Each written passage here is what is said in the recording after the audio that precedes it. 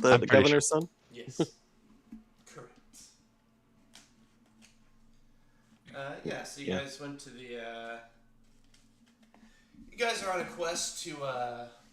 You are members of the Golden Heron Company, and you are trying to stop the bandit queen Gigi from being a criminal. The bulk of your forces have gone up north to confront her army, and you guys were sent as kind of the rear guard. You're going to go around the mountains into her path of retreat into a village named Valley's Rest. You're going to set up a defense there, and hopefully you guys will have like a nice pincer attack on as the queen as she tries to retreat. In doing this, you guys have gone to the economic hub of the region, the city called Jushui, which is a big industrialized area. And you guys started recruiting several people. My favorite scene of the entire session was when you guys went to the dojo and just... That's right. That was pretty awesome. Poor fools. Fucking idiots. Oh, that's right. And when we were fighting, they saw us fight in the streets and cried some more, right? Yeah. Yes, indeed. But besides that, you guys managed to collect 3 heroes, the right number that you needed. So you managed to collect, drum roll please, Shikai, the wood chopper. He was a resident at the tea house that you guys were working at. He was basically chopping wood for their stoves in exchange for room and board. And while you guys were there, Thomas noticed that his cuts were exceptional and recognized him as the man of merit. And you guys recruited him, and the folks at the tea house, Mushi and Lee, were all like, hey, happy to see their guy get some employment. You guys also managed to recruit Shimada, who's one of the first generals of Tianjin, who's one of the early adopters to try to get everything codified and get an actual national force together to defend against some of the rogue armies from the fallen empire, as well as some bandits out of the area. He seemed to be really bad at his job since he never won a battle, and quickly retired in disgrace. However, you guys recognized him as a man of great potential and wisdom and recruited him. And then after concluding that you guys were pretty good on Brownie Boys, you decided to look after someone of a more artsy nature. So you managed to find the bard, Kato, after chasing him through the streets and trying to find a nice place to... I don't know what I'm saying. You guys got Kato. Great work. So, today's session...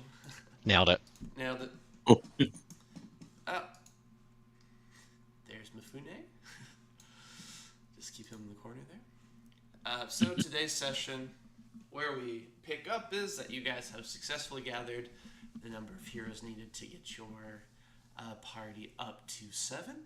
You guys are waiting the night here because Kato, the bard, said that he had an event at the governor's mansion tonight, and that he couldn't break that arrangement, but as soon as he had finished, he would travel with you guys in the morning. So you guys said, works for us.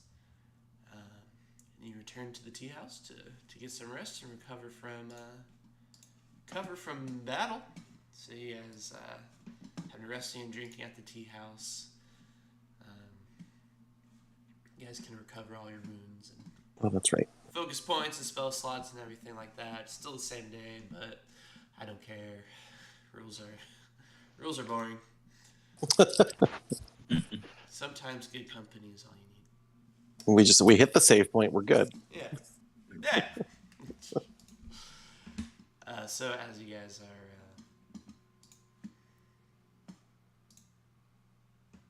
doing your thing, I want to draw your attention to, if you notice in your inventory, you'll see that there should be a tab called Ally Cards, and you should have Kato, Shikai, and Shimada inside. Yes. We all see this? Yes. Okay. In inventory? Not an inventory. It should just be like a folder where your character sheet is. There should be another. Oh, journal. Oh, yeah. Yeah, I see what they're totally. Okay, so what these are... Do all of them have exit? Yes. So what these are, this is a mechanic that I like to do for a lot of my games. Because I don't like clogging up battlefields with like NPC tokens that I control. But I also don't like your allies sitting around like picking their noses as you guys are dying. So this is a mechanic that I have that I like, and we're doing it. You guys don't have to use it, but here we are. So I'll basically explain how this works. So during the course of the campaign, you guys are going to come across people of note that you may want to recruit into your band to help you along. If we do this, I'll give them a character card. So this represents that they are your ally and that they are here to help you. A character card consists of 4 different things. So the mechanic for using one of these character cards is that it costs 3 actions to use them. So it's a whole turn. And so basically you can have 2 people out during any one encounter, but you can only activate one, like a specific character. You can only use them once per day per session. So those are kind of the overview rules. So basically how it works is that during an encounter, it doesn't always have to be combat. Some characters are like out of combat characters. For instance, if everybody just wants to look at Kato real quick. If you bring him up, each of these character cards has 4 different sections. There's the entrance. So an entrance is when a character first gets into the scene and starts doing their thing. This is them like arriving. So during combat, for instance, so like say it comes on Thomas's turn. Thomas says, "Okay, I want to spend 3 actions my whole turn. I want to like bring Kato into the scene." So I go, "Okay." So he spends his 3 actions, and then Kato comes out. So we use 3 actions to activate his entrance. So his entrance is, with a dramatic whirlwind of music, Kato sets the tempo for the fight. When Kato enters the scene, all players may take a reaction to take a stride or step. So kind of him being a bard, he kind of sets the tempo for the scene, and so as he comes in, he gives everybody a chance to reposition himself. So once an entrance is used, it's used up, it doesn't activate anymore, and Kato's here. So once Kato enters the scene, his passive goes throughout the whole time. Passives are usually weaker than everything else, but they're like constantly in effect. So Kato's passive is Kato's music inspires his allies to ever greater feats of heroics. While he is in play, player characters gain the benefits of inspired defense. So basically, while Kato's in play, everybody's AC is increased by 1, and so are their saving throws. Cool. And I believe they also gain like 1 soak for wounds. So that's something that's active all the time while he's on the field. Then the next 2 abilities are active and exit. So these are things that are triggered by players spending additional actions to use it. They're usually a little bit stronger. So again, it takes 3 actions to use an active, an exit, or an entrance, unless the card says otherwise. So Kato's active is if you use 3 actions. So and like every character can use an active, basically. So if everybody wanted to proc this on the same turn, they could. And if players want to like, one player uses their turn to summon Kato, another uses their turn to use his active, and then a third player uses his turn to exit, you can do that as well. There's no like cooldown on it. So his active is, with a dramatic pluck of his Gujing, Kato propels a blade of sonic energy in a 5-foot burst within 30 feet of the activating player. Characters caught in the burst must make a DC 18 reflex save or suffer a 1d6 sonic damage. So he kind of gives you guys a free little burst there. So that's his active. And then finally his exit. Exits take 3 actions to activate. And when you activate it, the player, or that character, leaves the board. So the heroes you gather up in Zhujing are particularly powerful ally cards. I usually don't make them this strong. So to balance that, for these 7 characters, when you activate their exit, they die. So just be prepared for that. Whoa. Sweet. But usually it'll just be them leaving the field. They'll be like, bye-bye, and they're gone. So his exit... Which one annoys me the most? His exit is in his dying moments, Kato lets loose a dirge of mournful music and sends himself into the afterlife with aplomb. Any who hear the music are shocked by the loss of such a beauty in life, and yet invigorated for its splendor. All friendly characters may immediately roll their fortitude checks to overcome poison or diseases, and their will checks to overcome mental conditions. So if everybody's controlled or poisoned or diseased, that might be a good time. He kind of offers a clear of everybody's conditions. So that's Kato. There's 2 more on the board that you guys can peruse at your leisure. But these are some tools open to you. If we bring someone onto the board and use their entrance and their active and all that, do they get to then still continue on as long as we don't ever use their exit, or is it they're only a one-time use ever? Yeah. So if you summon them into battle, the battle finishes, and you didn't use their exit, then they're good. They'll just they'll continue on. For these 7 specific, using their exit as being it's heroic sacrifice time. Right. And so with that, we will begin our session. It is nighttime. It's the same night when we all left up. Everybody's all banished up from the fight with the governor's men. And Shimada raises a glass to everybody, and he says, "Well, I would like to propose a toast to our gathered allies here today. Tomorrow will begin the hard work of our journey, but I think we should all feel hopeful and good that we are in such good company tonight."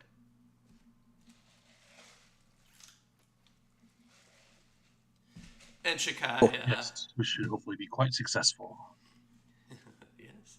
And Shikai bangs the table and he says, "Here, here," and he downs his cup of sake or wine, as it were. Is there anything you guys would like to discuss as everybody's here? Minus Kato? I just want to point out that he said that in good company, and that's I'm good company, just so everybody knows. Glad I'm here.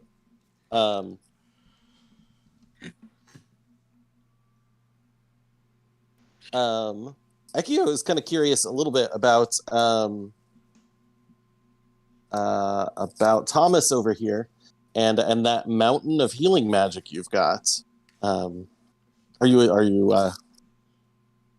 how skilled of a healer are you? I'm ordained in the Church of Nethys. He's like a cool guy. Yeah. Okay. God of magic, lore. Okay. All right. Fine. You guys haven't heard of him? Oh no, I'm very, very singularly focused on a deity. I'm going to look up in the player's guide. How smart is my character? What would his relationship be with Nethys? Rich, I'm going to give you a hero point because that's just the funniest thing I've ever heard. Is he a good guy?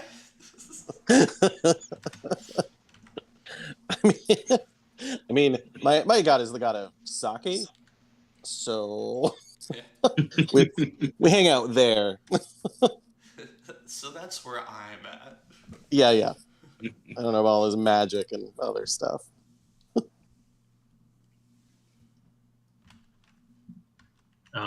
Are you wanting to? Maybe I can get some literature for you. I'm not. That seems like a lot of work, a lot of effort. As long as you're happy, then I'm happy. Then everybody's happy. Excellent. So we're gonna be going into the mountains, aren't we? Yes, indeed. We maybe want Believe to so. discuss supplies and how we're gonna make the trek. That's a good point. Do you guys have traveling packs? Is everybody good on rations and everything? Yeah, I'm great on rations. Still good. What else would I need in a traveling pack? I don't know. Rope. I got some rope. Chalk. Let's see. I have some chalk. I have a dueling cape. Is that important? I have some flint and steel. I have some soap. I have a torch. Ooh, I've got soap. I have an empty water skin. I just haven't been bothered to fill it since I bought it. This guy's ready. Yeah, I guess we all have the explorer's pack. Yeah. I have an adventure pack Oh yeah, that's what it's called. and a pack horse. I'm not carrying my own stuff. Yeah, it's gonna be about a week's journey up there. So probably. Oh, sorry, not a week's journey. It's like a week there and back. So, just make sure you have like. our 10 understanding of the rations. mission that we may or may not even see any action. We're just sort of a backup, or are they like driving the enemy to us? Well, yeah, if they like have an amazing route and just like destroy them on the field, you'll probably won't see any action. But yeah, they're expecting mostly for people around. Yes, they're being driven towards us. Yeah, we're the anvil. Because in like in ancient battles, only like 10% of the people died in the battle, and like the rest of it was like the retreat. So. Okay, yeah, I think we're equipped for 90% of the work. That's fine. Yeah. Oh, 90%. That's a lot of work. Let's think of it like 9%, and then the other 81 will run away from us. Wow, that's good. Nethys really That is did good. instill you with some knowledge. So as you guys are having this conversation, the front door to the tea house flies open, and thank God this guy's photo was already prepared because he's in the middle of the doorway. He's got. Is that guy back? He's Oh, back. sorry. Yeah. He's covered in like welts. He's got a rope around his neck, and he points at you guys at your table. He says, "You have to get out of here. The temple guards are looking for you. They heard that you beat up a bunch of, or the governor heard you beat up a bunch of his men, and they're arresting everybody that's of interest." But wait. Can What? we do a perception to see if this is truthful? Yes, perceive.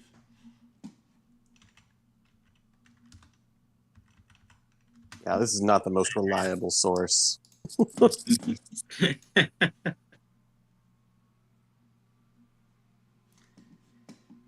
He saved the baby. Woo! Thomas, you can tell that he's telling the truth because as he says this, 3 men come in from like the right of him and like tackle him out off camera. Okay, let's get up quick. I don't think we want to kill more of the guards if we don't have to. Yep, Shibata's like, let's be off. And he'll bow towards Liam Mushi. He'll be like, "Thank you for the hospitality." And he like runs out the back door. I throw some silver on the table and run after him. Alright, let me see here. So, in order for everybody to gather up their travel pack, basically. And get out of here before the guards start raiding the tea house. It's going to be an athletics roll or whatever you guys want to roll, if you convince me. Well, I had such a high perception roll. Maybe that gave me a little bit of a head start. Yeah, I think so. Yeah. That works for me. Skelly carries my packs, so I gotta get my horse. So. I'm gonna use his athletics roll. Okay.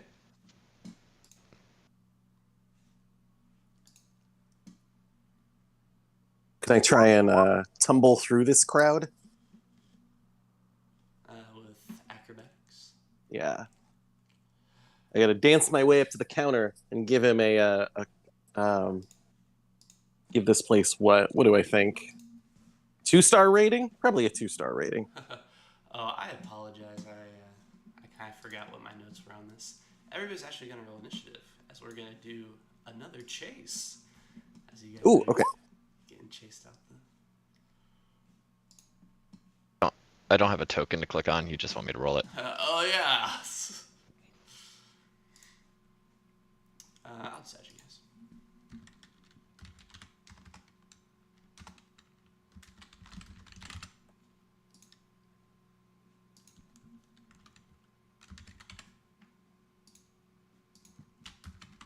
Okay. We'll just do it. Bam.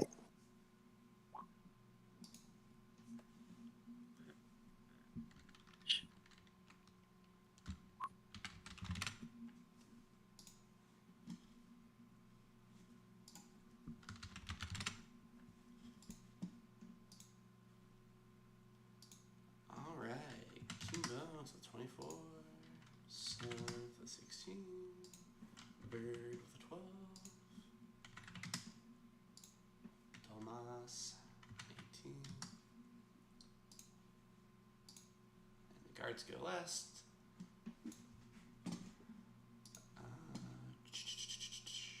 Boop.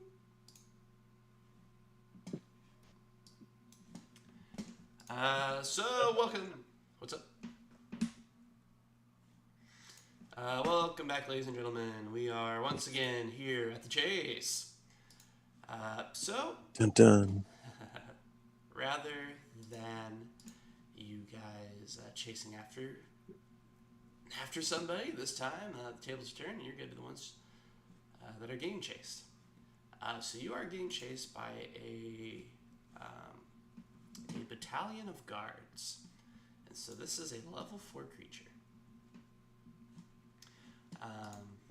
And it will probably kill you if you guys get into a fight with it. So what we're doing is that we are getting into a chase. Every round of this chase, you guys are going to be advancing through. You're going to lose more and more of the battalion of guards, and so you're shaking them off. And so this battalion is getting weaker and weaker as they chase after you. If you guys completely do the chase and get off here, you've defeated them, and you guys have won. If at any point the guards manage to catch up to you, then you're just going to fight them at their weakened state, whatever that may be. So we're going to start up with initiative here at the front. And so with Skelly holding the bag, Tomas being prepared, the pack horse, Ekio tumbling through, you guys managed to get out of the Jasmine Dragon easy and no problem. So you guys have managed to... Nope, sorry. It's been a month since I wrote this. I apologize. So you guys have spotted the guards. Stage 1 is already complete. So you guys start at stage 2 with the guards entering stage 1 at the end of initiative. So with that, we begin stage 2, which is Flight from the Jasmine Dragon. The players must grab their items and get out of the tea house. That's going to be a athletics 16 to dash upstairs and out a window. Survival, sorry, I shouldn't give you the DC. Survival, have a bug out bag ready to go. Or stealth or thievery to try to sneak out. And of course, I'll take alternatives if you have any. So we're going to start with King Bones. They're at the top of initiative. Oh, well, since Skelly always carries my stuff anyway, we're gonna try to stealth out of here. Okay. not super great at it, but we're gonna do it.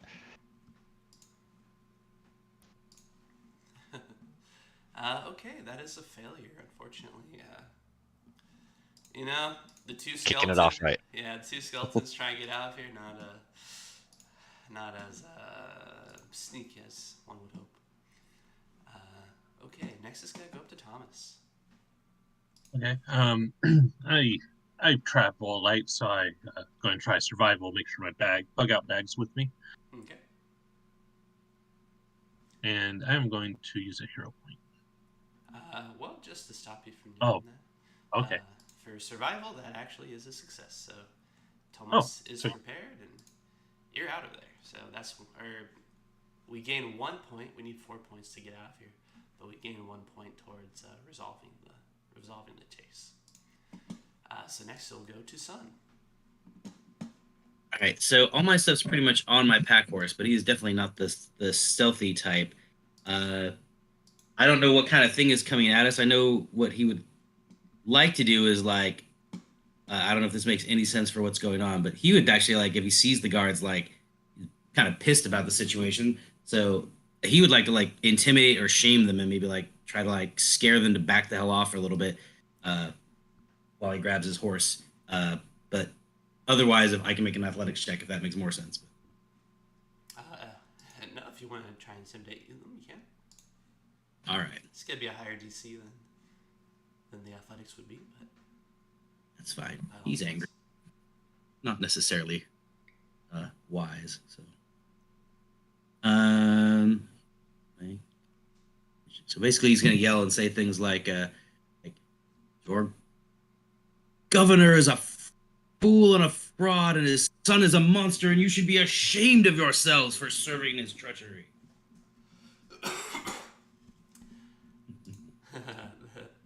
They're Crush not your- impressed. Treacherous skulls. Yeah, you can see as you like come out the tea house and start yelling at people. Yeah, you can see all up and down the row where you guys were. That they're going to the businesses and like arresting people of interest, and they see you shaking their fist, and they're like, "Him!" Some guards, fight man catchers start running down towards you guys. All right, Ekio goes towards you. Oh, they look dangerous. Let's see. I'm trying to think of what I want to do with thievery, because it's fun.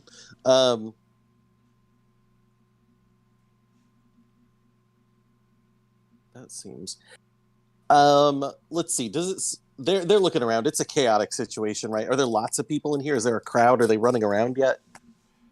Yeah. So the guards haven't had their initiative yet, so they're still looking for you. So they haven't yet found you, but the tea house, yeah, everybody's like, "Oh God!" And this is like a foreigner, like not foreigner, but out of city hotspot for people to come to, and so everybody's like, "I'm a person of interest." So everybody's definitely scrambling around. Okay. Should I use thievery to like, not quite trap them, but like they've got these belts on. Could I like tie their belts together or something like that? Like create a momentary stop for them Yeah, sure. as I get. All right. There's enough chaos. I'm still first level here. Here we go. Hey, okay, that's a crit. So that gives you 2 Cool. points towards getting out of here. So we just need one more, and we'll have escaped. Okay, so it goes to the guards' initiative. So they spend their turn entering the first stage of the chase. So basically, this is where they spot Sun. They're like, "Oh, there's one of them." He's like, "Get him!" And they start running towards you. So they are now on stage 1. You guys are still on stage 2, and we go to King Bones. All right, so so we're still in stage 1, so we still have like the same general. Yeah, you guys are still trying to get out of the tea house. All right. Yeah, I guess what I'll do is me and Skelly will like kind of like cross our paths and weave around people and try to fake out the guards, hopefully using deception. Okay, perfect. Alrighty, that's a success. So with two of you, like one goes this way, one goes that way, and we see the guards split up, and they each go after one as everybody else manages to get outside. Mr. Sun, since you have a pack horse, you made a point of trying to secure it. I'll go ahead and give you a +1 to everything for the rest of the encounter. Okay. But with that, Nice. we advance to stage 3. So this is to the streets. The streets are crowded with guards making arrests. You can make a DC 14 society check to navigate the streets. Sorry, shouldn't have said DC. You can make deception to fly casual, or you can do diplomacy or crafting to make a disguise or cover story. Ooh. So we're gonna go to Thomas. Well, that's what I was already thinking of doing. I'm going to try to, talk my way out. I'm already looking at it and just explain that I'm just a traveling priest. All right. I am a simple priest of the craziest god on Glorian. Okay. Yeah. He's a great guy. He's a great guy half the time. 50% of the time, he's a great guy all the time. Okay, so that's going to be a success. Thomas, as some guards are like, hey, you stop there. And you're like, oh, I'm a priest. And they're like, oh, there you go. We are Temple City, please. Theological immunity. Yeah, sorry to bother you. And it goes over to Sun. Sure, he'll try to use society to navigate the streets. He'll grab his horse, and when he sees that his shaming of them and their stupid governor didn't work, he'll just try and leave in a huff. And maybe make a hero. Can you spend a hero point to roll again? Yeah, sure can. Alright. I'll spend the hero point. Sun does not appreciate the situation he's in. Does not. Okay. Let's see here. 21 if I get this one. Yeah. A 21 is going to be a success. So that's going to be 2 points towards getting out of the stage as you and your horse are able to navigate the streets and try to kind of avoiding the guards that are chasing after you. All right, Ekio.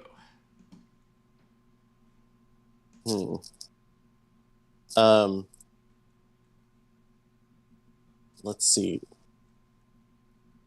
Society is such a weird skill. Yeah.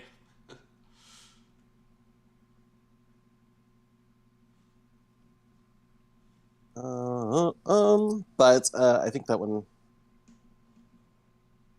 Let's see. So that's kind of just like, am I using society to remember like maps of this city and know how it works, like understand a little bit about it? Yes. Okay, cool. Then I will do that and try and get us through this crowd a little bit quicker. Oh, I am not the guy today for that. Hey, wasn't one of them a bird? Get him. Oh, what? I'm just trying to sneak down this alley. Alrighty. With that, it goes to the guards. They having spawned you, they like rush into the tea house and they're like, we know they were just here. As you guys are like, ha, we made it out. But they turn over tables and they're like, where are they? Start investigating everybody. At this point, you guys are running and Shikai's like, what about your bard friend? Should we go back for him or should we just try to get out of here? Shoot. I think we should go get the bard. I have confidence in the bard. I think. The bard who is at the governor's palace? Oh, Well, I did not realize the bard was at. I forgot the bard was at the governor's palace. Yeah, but all the guards are after us at the tea house, so it should be pretty easy. Are we sure that's all of the guards? Probably. every guard. It's like Dark Knight Oh, Rises. Yeah. What governor has 2 battalions of guards? That's ridiculous. Alright, something to think I mean, yes, we obviously need to go get him, but at the same time, it's like we should have set up a meeting. I'm just kicking myself because he should not be in danger. He wasn't involved in that fight. That's true. No, he's fine. He just won't know where to meet us. Yeah, Yeah. He was going to that's meet more, us at the tea house, yeah. more what you say, not that he's in any danger. Sorry. Alright, so we're going to start. Next round, round 3. King Bones, we're still trying to navigate these streets. And Yeah, digging in their packs, King Bones and Skelly both pull out glasses and hats and put those on and try to blend into the crowd using deception. alrighty. Hey! Alright, that's going to be a success. That brings us up to 3, if I'm correct. So we just need one more to successfully get off the streets. It goes to Thomas.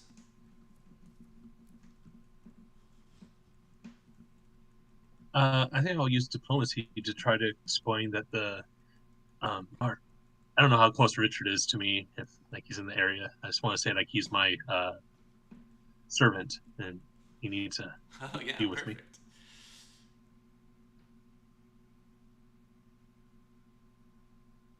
I'll re-roll that one. Okay. Oh, and they go, oh, of course. Apologies. And so the guards have waylaid Rich, let him step aside. Alright, so at this point, you guys are managed to make it off the streets. You guys are like, alright, but you see, like, the heat's too much on the streets. You guys are getting pulled over and asked too many questions. So we're gonna have to, find a sneakier way to get out of the city. It's just too hot on these streets. So everybody has the option. 2 options. You can make it into the alleyways, or you can make it onto the rooftops. Rooftops. And so, for explaining, I don't know that my horse will go on the rooftops. maybe, I don't know. Horses can ride straight up the side of mountains if their riders are good. Son, which way would you like to go? Yeah, he's definitely gonna go for the alleyways. All right. So alleyways are perception or survival to navigate the maze of cluttered houses and factories. They can be thievery or stealth to vanish into the shadows, or they can be diplomacy or society to duck into a shop or restaurant and try to casually walk through. I think he would enjoy ducking into a shop or restaurant. Yeah, Sounds. mid horse. Okay. Mm-hmm. Well, tie his horse outside and duck in.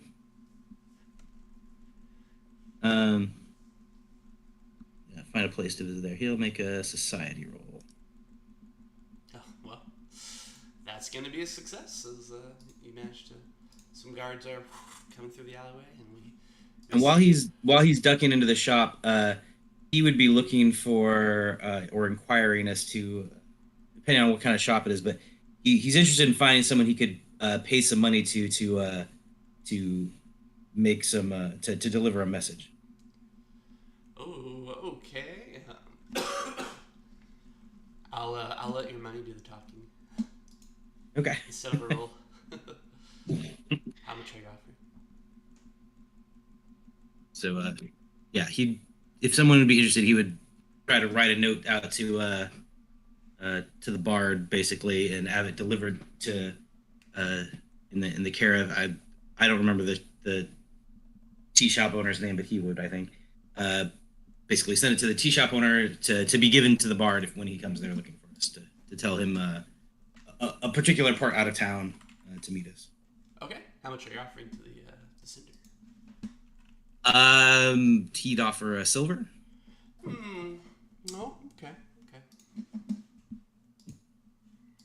All right. It is done. 1 point. All right. It's round 4.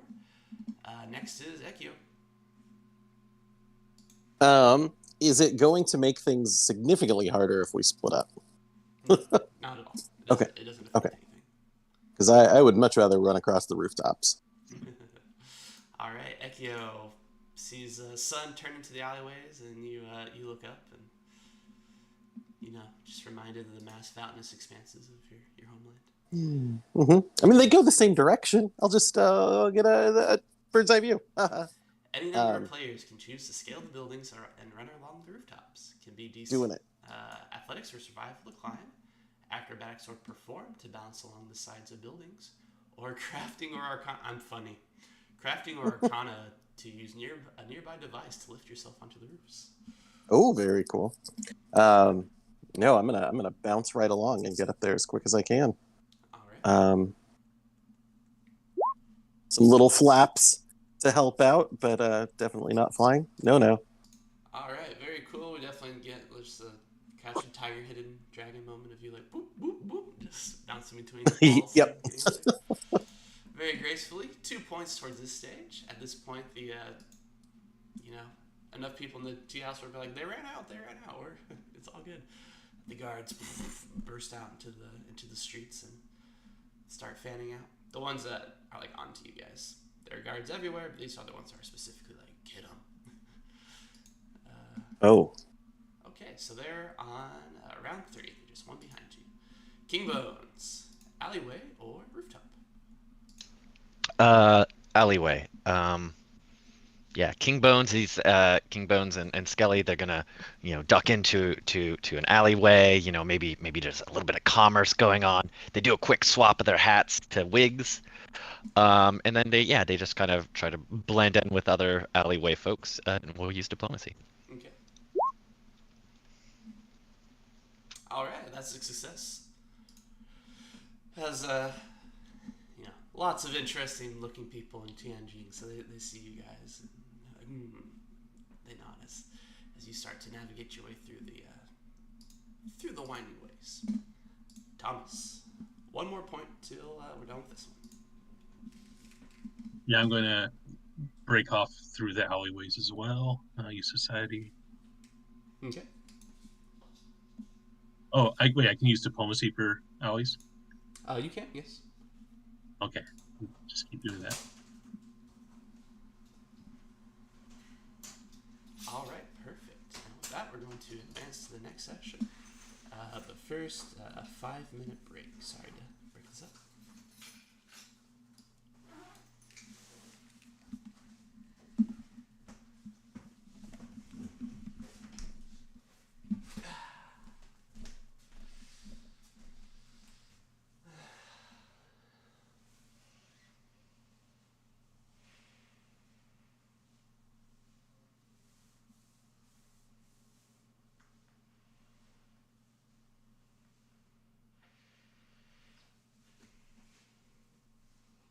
Just checking. We're doing a 5-minute break.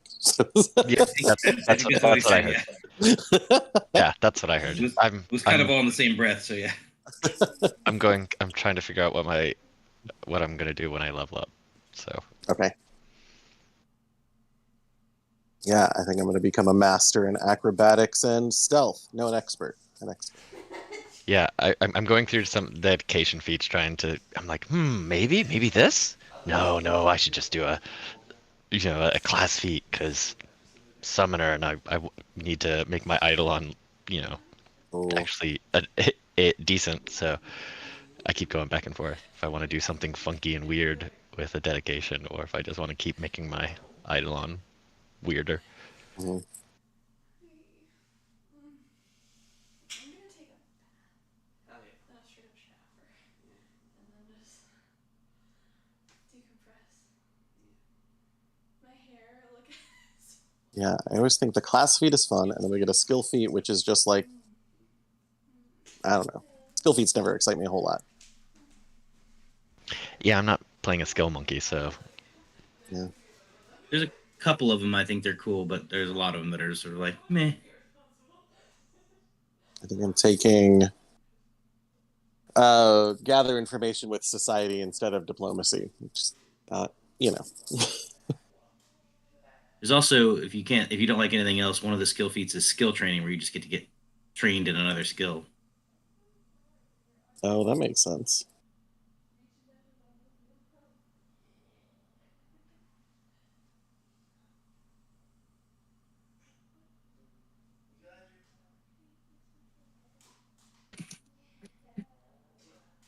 So you gotta ask him. Wait, and that's a skill feat? I'm pretty sure. Yeah, skill training. If they have intelligence of 12, sorry.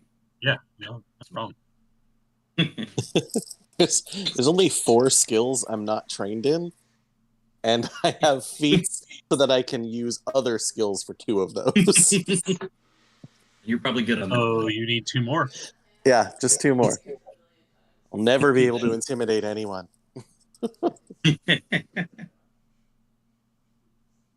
And Arcana, that's out. That's you, Nethys. Nethys, buddy. Yeah, on that one, I'm curious too, because like there's a few of them that are like about like the Arcana one lets you detect magic. I think there's also some that are about identifying items, and that's cool. But if it's like the previous campaign where every time we found like a magical piece of loot, he was just like put it up there, was like you find it and you know what it is, then like, which is fine. It's easy, but it means that there's no point in taking the quick to identify stuff. You know. Yeah. Yeah, I know. Just looking at the quick identified feat. Be worth knowing if he's planning on doing that for this thing or not. I'm definitely going to get reach spell for my current feat, though. Like, There's some I kind of healing want at a to. distance. I kind of want to enjoy like being able to make my Eidolon a mount, but I also kind of want to jump into it like a mech. But I also, but I also want it to have wings so it can glide. I don't know. Eidolons are weird. I don't That's like it. absurd. So you're going to be a skeleton inside of a skeleton. Right? Yeah. No. Yeah. I could do that. I could be a double layered skeleton. Probably not going to. But If it's an option or like how much it can be judged, but like I think if you do like the jump inside, it'd be cool if the story of it is that like you form together as like one super skeleton. yeah. Your bones.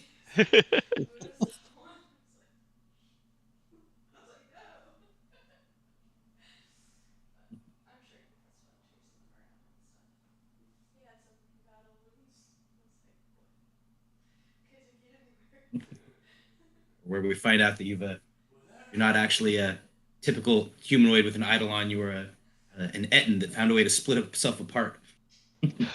Yeah. Whenever they form together, they don't completely form together. They just have 2 heads. So That's right. Argue about it. Some Garrosh. yeah.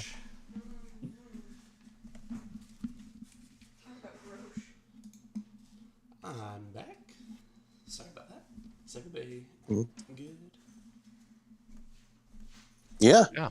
I think so. Alrighty, with Thomas making his diplomacy check, that successfully completed stage 4. And so you guys have managed to, you guys are in the alleyways, on the rooftops, and you guys have managed to successfully stay ahead of the guards on that regard. Come on, guys. And as you guys are, running through each of these sections, the camera suddenly dramatically, whoosh. We're on the rooftops. We're watching Ekia run around. The camera dramatically shifts towards the Grand Temple, the Supreme Ancestor, and we can see that there are a bunch of priests that are have come out on the stair steps. They've all got their little parchments and their staffs, and they're praying to the heavens. And we see this, and so this round is called. This is round 5, stage 5, Kamikaze. A divine wind is called down upon the players by the clerics in the temple. It sweeps the players off their feet and threatens to deliver them to the guards. So just from the temple doors burst open, and just a magical wind sweeps over the city. And Ekio's running around the rooftops, and he's feeling great, and it's shot in such a way that the camera doesn't see his feet, and then it kind of pans out a second, and we see he's not touching the feet. the feat, and we can see like the guards are unhampered by this wind, but you guys are getting like pulled into the sky by it. So this stage has a few ways to get out of it. There's crafting or nature to fly along the currents of the wind to safety. There's acrobatics or thievery to catch the ledge of a building and hold on. And there's athletics or intimidation to plant your feet and not move. There's also a religion check to try to do a counter prayer and, get safety that way. But we're going to go to Sun, first of all. He will definitely attempt to plant his feet and not move. Blown through this, not his cup of tea. So, let's see. Athletics.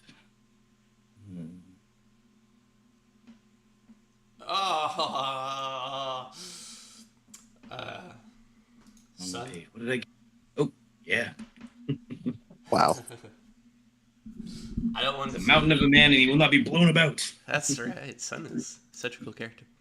So he just plants his feet and like carts are tumbling everything around him, but he's not going anywhere. His horse gets, flies off its feet and he's just holding onto it. All right, so that's 2 successes for this challenge. It goes to Ekio. All right. I mean, I'm not worried about falling, which is nice, but I don't want to get blown away too far from the group. So I am going to try and use acrobatics to grab onto something and maintain my position. All right. And this is just a hero point moment, I think. Don't want to get blown away. It's a little better. All right, let's see. A 15 for acrobatics meets the DC, and so Ekio. I think what happens is you like catch onto like an awning or something like that, and at first it just like unfolds and starts to rip, and you're like, no! It begins to unravel, but at the very end, like the threading holds firm, and so you're kind of like flying like a kite. Perfect. Just waiting for the wind to stop. Prayer, anybody? So as he's flapping about like that, the guards are like, oh, there they are, and so they rush off the streets. They're ninjas too, so they start hopping onto the rooftops and into the alleyways as they advance to the next section. And then it goes to King Bones. With the gust of wind that comes out, King Bones just casually looks towards the source, and there's, slight, it looks like little flames glowing in the sockets of where his eyes are. And he just kind of nonchalantly stands there, which is definitely intimidating to anyone else struggling in these winds. And we'll go intimidate. All right, that's a success as we just hear like a weird whistling sound, like ooh, fill the. Oh my God, the guards are like going through the hallway, and he's up ahead, and they just hear like this ominous whistling sound from up ahead. And like, oh. But that brings us to 4 successes, which completes the Divine Wind. Everybody has survived, so it dies down, and you guys all finish running. Basically, you guys can see the city gates up ahead, and it's just going to be one final check before you guys get out of there, out of the city to safety. And this final check is as you guys are moving forward, a man steps in front of the gates to just to get in your way, basically. And this man is Miyaguchi, who Ekio encountered earlier in the day. Not again. But he stands in front of the gate, 2 swords drawn, ready to go. This is Miyaguchi's challenge. Miyaguchi stands between the players and the exit, and his swords are raised. He challenges any players to get past him. This can be any skill. Any skill at all. So we're going to go to Thomas. What skill you gonna try to use to get past Miyaguchi? I'm going to quote from the relevant precepts of my order and how I should not be barred from passage through cities using my knowledge in religion. Mm-hmm.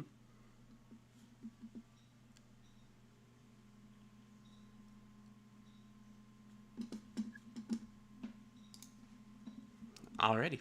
So yeah, you're saying this as you're going towards the gate, and he makes no sign of acknowledging or not taking it into account. He simply stands there with like swords drawn, daring you to walk past him. But that is a failure, so it's going to go to Sun. Sun will attempt something similar to before. He will say, you again. You seem to to comport yourself with honor and pride yourself on being an honorable man. Yet you know what you are doing now is wrong. Governor, a fool and a bastard, and his son is a villain. If you had any true honor amongst you, you would stand aside, for we are off to fight a bandit queen and save this realm from her treachery. Try to basically, I guess, diplomacy or intimidation, either one. Okay, whichever works for you. If that makes sense. He's trying to do it, but he does not do it well today. It's not today. Just as Thomas, he just doesn't acknowledge that you said anything and simply waits for you to try and move past him. It goes to Ekio. Well, since I'm caught up in this big awning, I mean that's basically like a big kite, so I'm just gonna cut the rope and try and steer myself over his head and land on the far side. All right, I'll give you a hero point. All right, this will be acrobatics to maneuver in flight, right? Okay, yeah.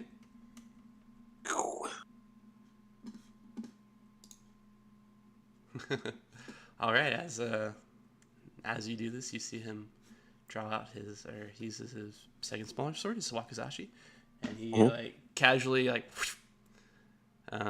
No, actually, what he does is he takes out the dagger that you used earlier to stab him. Oh, great! He just flings it towards your kite and like just rips it in half, and you like tumble to the ground. As that is a failure. Ooh, Oof. With that, ow!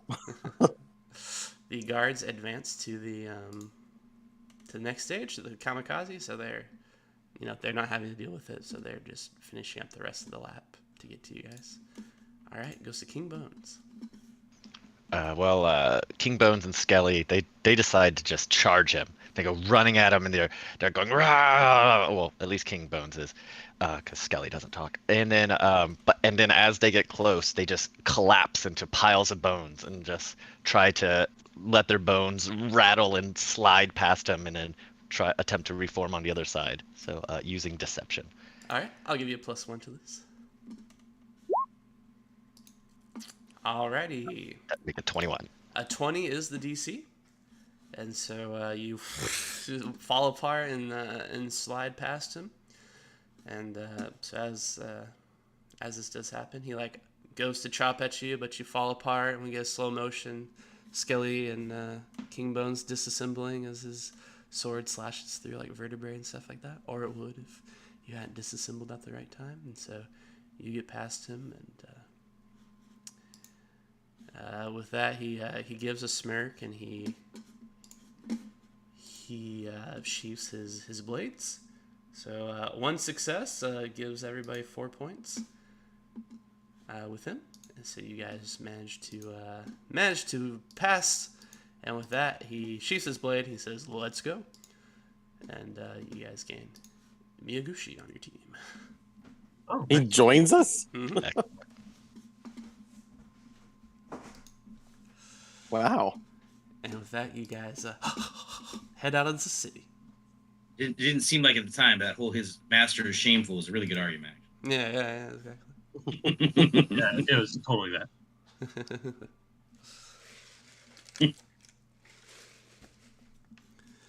And with that, we leave the city of Jushui behind us. You guys spend the night, getting away. But eventually, you guys, I assume you guys had a meetup spot that you said with the tea house owner that you wanted to meet the bard at. Yeah. All right. Yeah, it would have out of town in the direction that we were going, someplace where it would be like hard to pull off an ambush. Gotcha. So you guys camp there overnight, and in the morning, you guys are waking up by what sounds like a bear, like a wild bear or something is in the area. And so you guys sneakily get up and try to see where this thing is. So you move some brush, and just a few feet away from you guys, just sleeping in a bush is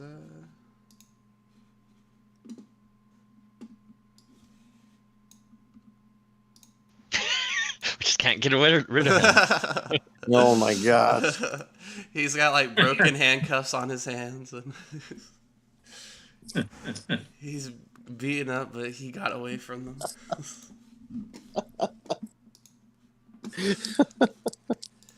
And as you guys are doing this, Shimada is like, honestly, I feel like I would have missed him if he didn't end up here.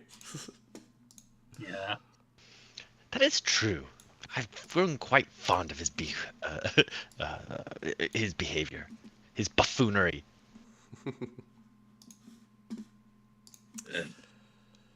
Yeah, we might be able to teach him to find some heroism deep inside. It's in there somewhere. All right, so yeah, you guys wish to have him join. Sorry, Yeah, what was bring that? us up to 9. Oh yeah. What was your name again? So you kick him. He's like, oh, Yeah. He's like, oh, you guys found the meeting spot. Excellent. And he snorts and spits on the ground. He gets himself up and he says, name's Mifune.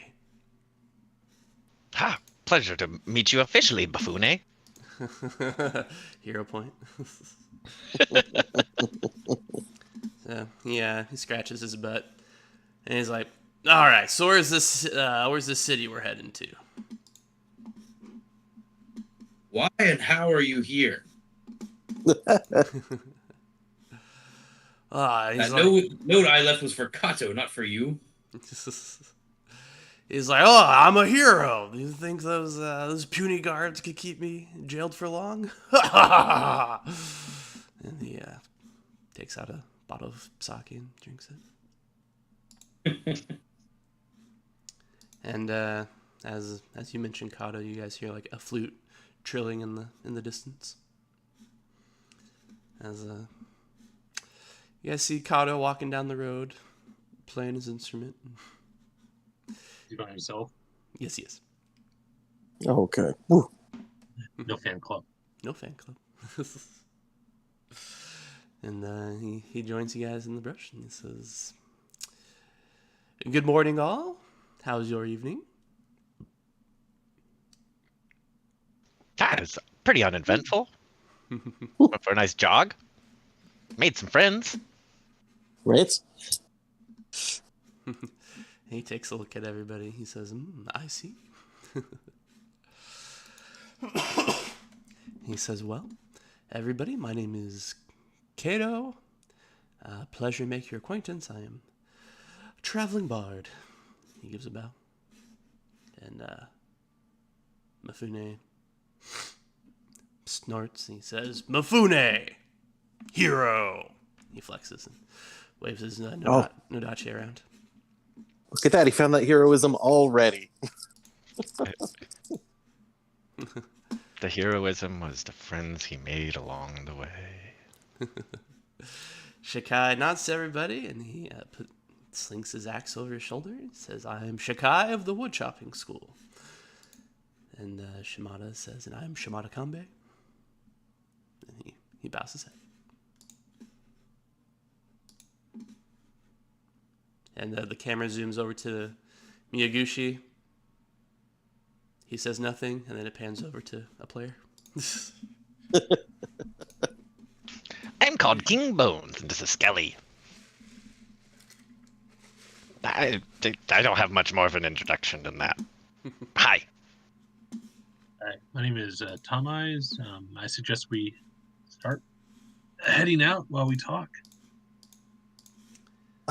Ekio is already like digging for bottles and is like, well, yeah, we can walk in and drink. Here. So it's passing sake out. I'm Ekio. Son will grab one of the bottles and take a swig of sake. As per usual, King Bones will also take a swig of sake. Twirl his hammer around and say, I am Sun Heaven's hammer.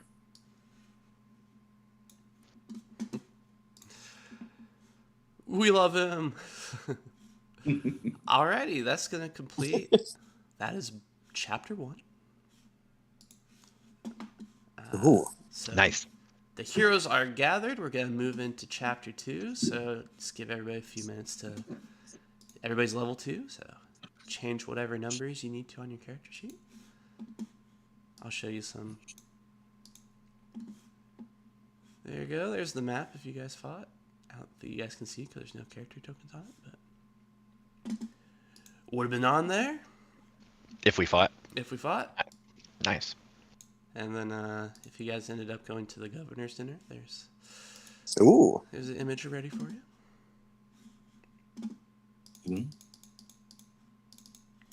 But with this, we are going to begin book 2. So our 9 heroes are walking through the landscape of Tianjing. You guys are heading north to Valley's Rest Village. As you guys are walking around the road, these are busy roads because they are frequented by miners and loggers, all going to Zhuzhui, which is a major economic hub. So you guys see lots of travelers along the way, and people give you nods or queer looks as you guys are coming through. But it's a lively and beautiful country. The countryside is vibrant, and there's like the bloom. The bloom is in high effect, like the visual setting you put on for 3D renders. High bloom. That's you guys know what I'm talking about. Everything's just like a little bit fuzzy because it's so bright. But as you guys are walking through, eventually you guys encounter someone on the road that strikes you as interesting and who tries to get your attention. He is this man here.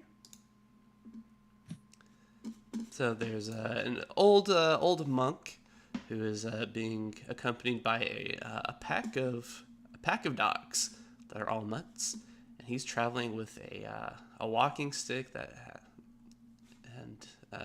as he's approaching you guys, or walking the opposite way on the road, everybody can make a religion roll.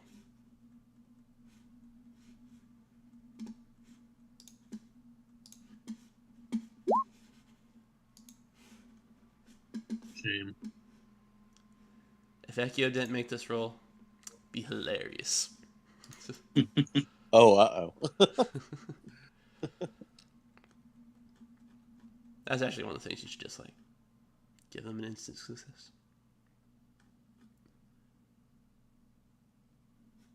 All right, so with anybody who made a DC or higher, you can recognize this as this is a monk of Kofusashi. Ah. And as he draws near to you guys, he calls out, greetings, friends. The laughing god smiles upon you. To lighten the worries of life, I bring a game. And out from his robes, he brings out a large and well-polished wooden box. Games. Should you choose to play, this game has 3 rules and a sermon. It's okay. Our sermons are pretty light, everybody. 3 rules, man. All right, I'll try to keep all those in my head. He says, "All right." He says, "Excellent." He gives a bright smile, and his dogs are all good drooling boys and are waving their tails back and forth. And he sits down on the side of the road and offers for everybody to sit down. As everybody's getting into position, some of the NPCs have things to say. Shakai, the woodchopper, says, "I always do whatever these guys ask me. They've saved me from starvation more than once." Kato says, as you guys are getting in position, Kato says, "Please don't encourage these people. Talent should be rewarded, not poverty. I learned the biwa from a man who lost his arms as a child, but his love of the instrument was so great that he learned magic so he could summon a pair of hands to play for him. I stopped expecting excuses from beggars after that." That was Kato? Kato, yeah, the musician. Okay. Mifune pushes him to the ground. He says, oh wait, this part hasn't been revealed yet. Never mind. Miyaguchi just stands next to a tree, crosses his arms, and says, "Waste of time." And then the other two will say something when he reveals the rules of the game. Okay, so... Let's play. Yeah, okay, all right. We're here. Eki is petting a dog right now. All right. The rules in the sermon are one and the same. Those who follow Kofusashi bask in his generosity and live in abundance. Rule 1. You may have whatever is in this box, no matter how valuable. However, you cannot expect prosperity to come from above. It is a tide and not a rain, you see. You must contribute to the rising tide so that all boats may float. Rule 2. Just as wanderers before you placed an item in this box, so too must you at the end of our game, so that the next generation may prosper. And then I'm not really sure what my writing thought is, but this is what I continue to write. 1. You can keep whatever is in this box. He rattles the box to prove that something is indeed inside. 2. This gift was given to you by a fellow wanderer. As such, you must pass the gift on to those who come after you. You must place an item of yours in the box. Finally, realize that many useless things which are of no value still provide happiness to others, and that it is our duty to support these things, not because of what they give us, but because they are there. These dogs and I will never provide you of any value, no more than the person who came before you, but we'd very much like not to starve. Therefore, rule 3 is that you do not have to tip us to play, but food in our stomach will help us continue to spread the word of Kofusashi and pass on the good word to others. So, just to break that down for you guys, basically the game is that you guys open the box and get to keep anything that's in the box, and he just asks that you put a different item in the box so he can do it with the next person down the line. And that he requests a donation of 10 rations for him and his dogs. That's slightly more than a week, but King Bones and Skelly have no problem parting with rations, so.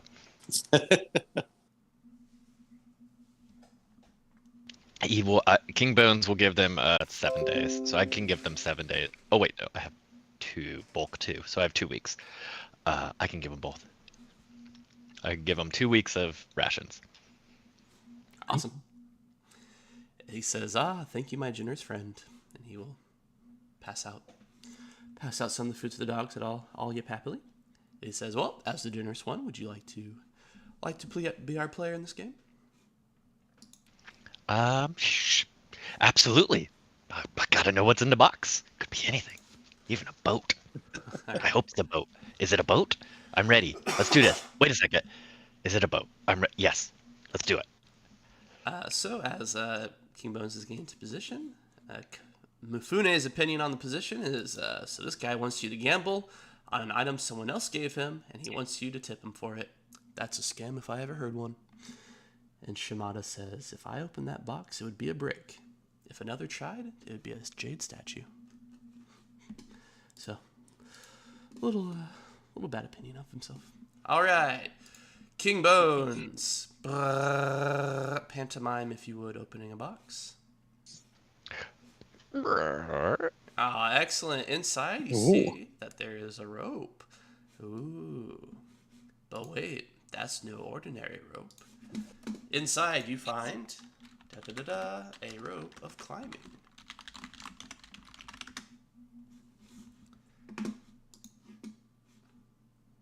All right, a rope of climbing. All right, so now I got to put something in there. Oh man. Yeah. So, like, how big is this box? Bigger than a bread box. It is. It's like 2 feet by like 1.5 feet. Okay, so you can put something substantial in there. Mm. Man, I don't have anything that's like equivalent to that. Oh, he says, "There's no need to judge what you give to other people." Yeah, I put a very nice empty water skin in there. Never used. He nods and says, "Perfection," and he will close the box over it. He bows his head deeply to you, and he says, "I thank you for playing this game with me. I hope it has brightened your day." It has. And let me see if I have any closing dialogue. No, I don't. All right. So he'll get up on his feet, and he says, "Very nice to meet you, everybody. My name is Chi. And I am a monk of Kofusashi." I definitely slipped a bottle of sake into his bag during the game. Excellent. And he says, "Well, I will not waylay you any longer. I enjoyed our time together." And he says, "But many a miles before I sleep." And he'll give everybody a wave, and his dogs will do various licking and nuzzling, and all start to wander off. That was different. I mean, you know, we got to mix it up. Keep things interesting. Oh, no, totally. It just, you get chased out of town by the guards, and then it's just so quiet out here. It's such a contrast. Yes. Well, shall we travel on then? Games aside. Yes, indeed. Let's go. All right. So a day or so passes, and the road starts to get rocky and has an incline towards it. And as you guys start to head to the mountains, you start to see them on the horizon, or starting to get in the area to where the hills gradually lift you up towards them. And as you guys get into this area, you begin to roll perception.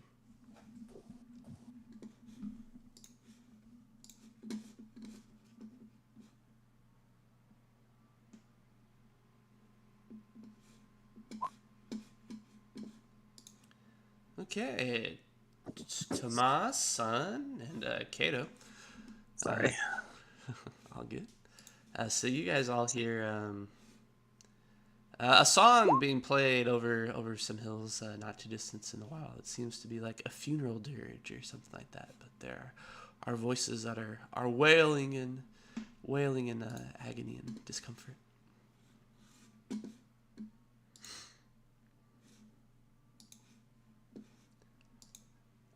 Off the beaten Let's path. let's go take a look. It sounds like some people might need help. Seems a foreboding sign for our glorious journey, but I suppose it is your way to offer comfort to those who have had a loss. Kato looks at Sun and he says, "Oh well, do you not hear the music in that song? That song? This could be an opportunity." I hear sadness in that song. Well, we shall see who sings it, and then we'll see what we see. So as you guys are approaching, you see that there are three, there are three giant toads that are all sitting on rocks on this kind of this grove beyond the hills, and they're all doing the rickety rickety, and they all speak celestial, and they're all mourning, and they're talking. They're talking about a frog, and it's like, oh, life is so miserable. We work so hard to get out of the pond, and with all our friends, and they have gone, and how are we ever to hop or swim again, now knowing the loss that we now bear? And they're all crying and riveting as they're all serenading each other.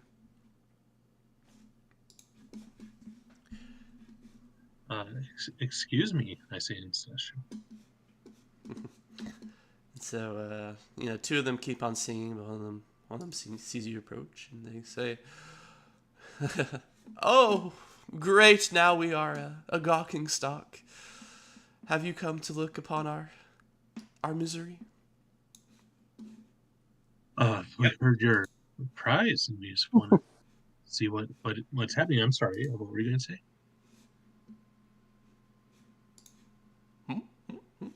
King, I thought I heard you start talking. Oh, not me. Nope. I must have just been talking to myself for a second.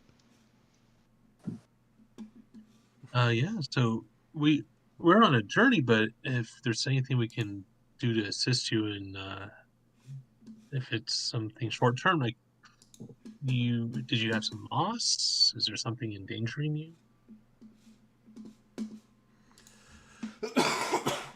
And they say, "Oh, alas, they say, thank you for your concern. We have come down from the mountains to mourn our dead friends. There's a disease that has popped up, and they grew quite sick and died, and we have run away to save ourselves, but we mourn those that we have lost. Rickety-tee."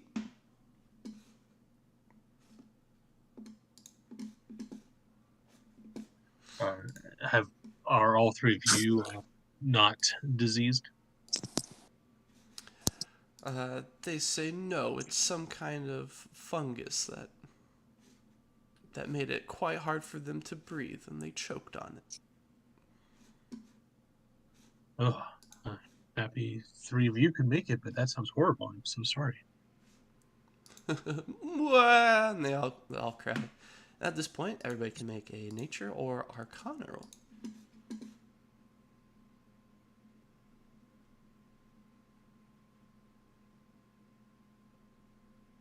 Very good. These freaking geniuses. So as you guys are going through this, everybody's like, Learned men. yes, exactly. I wanted this to be a nation of scholars. So you guys know this all kind of bodes somewhat ill for you. As you guys look towards the mountain, you guys can see like rain clouds gathering over it. As you know, the morning songs of the giant frogs have brought rain to the mountains. So you guys will be, everybody gets a +1 bonus, as you'll be more prepared for this as you deal with the rain. But, just this conversation with the frogs is that you guys are like, oh, it's going to rain on us when we're up in the mountains, and that's going to be bad. We should, I don't know, what do we do about rain? Umbrella? Kato pulls out an umbrella. Yes. Mifune is... He's beside himself. He has like a handkerchief or something that he's wringing, and he's like, oh, the little frogs have lost their friends.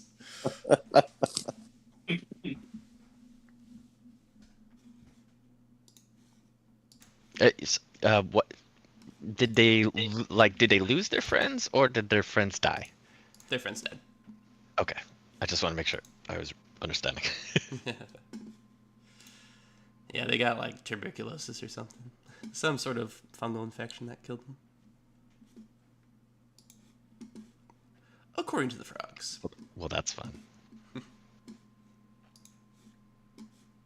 Wow. Yeah, I mean, just thinking to put my hood of my cloak up and carry on, I guess. All right. Unless we think that stopping them from crying is going to make it better for us in the mountains. They're very sad. Now the rains are already coming. Yeah.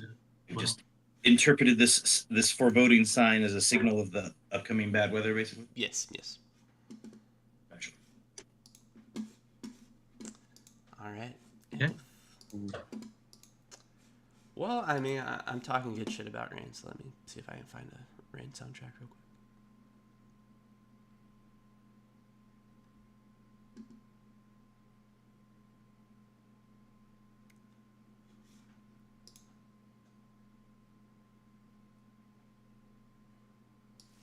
There we go. All right. I had a track called The Longest Rain, and I was like, is that really rain, or is it just a poetic title?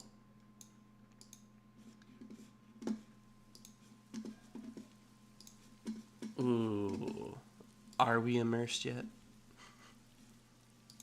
Ooh. That's that good shit. All right, perfection. So, after this, you guys get out of the foothills and start properly trekking into the mountains. And indeed, your omens prove to be true. The rain starts coming down in heavy sheets, and your progress is greatly waylaid by this rain. So everybody, we just get some beautiful shots of everybody in like heavy cloaks, like bundled down as they're wandering through the mountains, and there are sheets of water coming down from the sides of the rocks and everything like that. And a person trips and falls, and someone dramatically takes them up before they fall off the cliff, and just that kind of vibes as we're going through the rain. So after a full day of going through this, it's just like ceaseless torrential fun. It's like it's starting to get dark, and you guys are like, all right, well, we're gonna have to find a cave or set up camp or sleep in the rain or something like that, because everybody's getting pretty tired and the days passing you by. But just when you're getting ready to settle down, you see on the horizon through the fog and the mist and the final dwindling moments of the light, you guys can see that there is indeed a temple on a hill just up ahead. And the only obstacle between you and there is that there is a river that is quite flooded and bloated, but there is a bridge that crosses over it.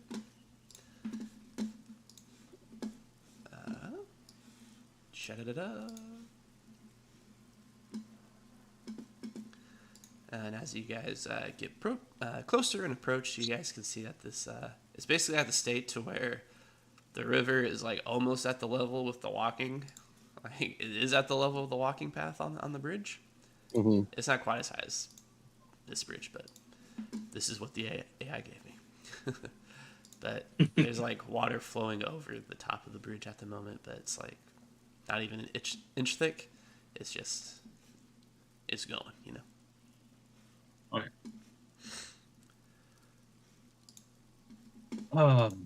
There's handrails and stuff on the sides, right? Yes. Okay. That looks better than sleeping in a cave. That's true. Ekio has long since stopped shaking his feathers out in your faces to spray water at you. It's not even fun anymore. Yeah.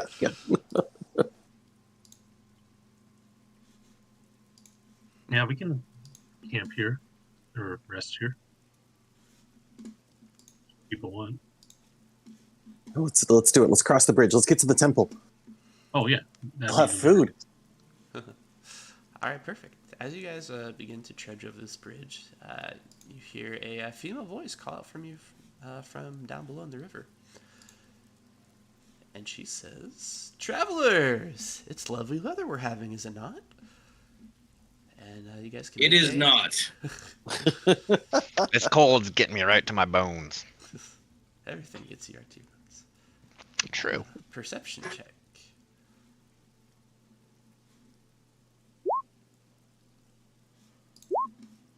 Nice. So, who said that? What? Everybody. Damn, Rain can't see a thing. Still dripping wet. So everybody sees that in the river next to the everybody but Sun sees that in the river next to the bridge that there's like a glowing entity that's in there, and you guys can recognize this as a river spirit.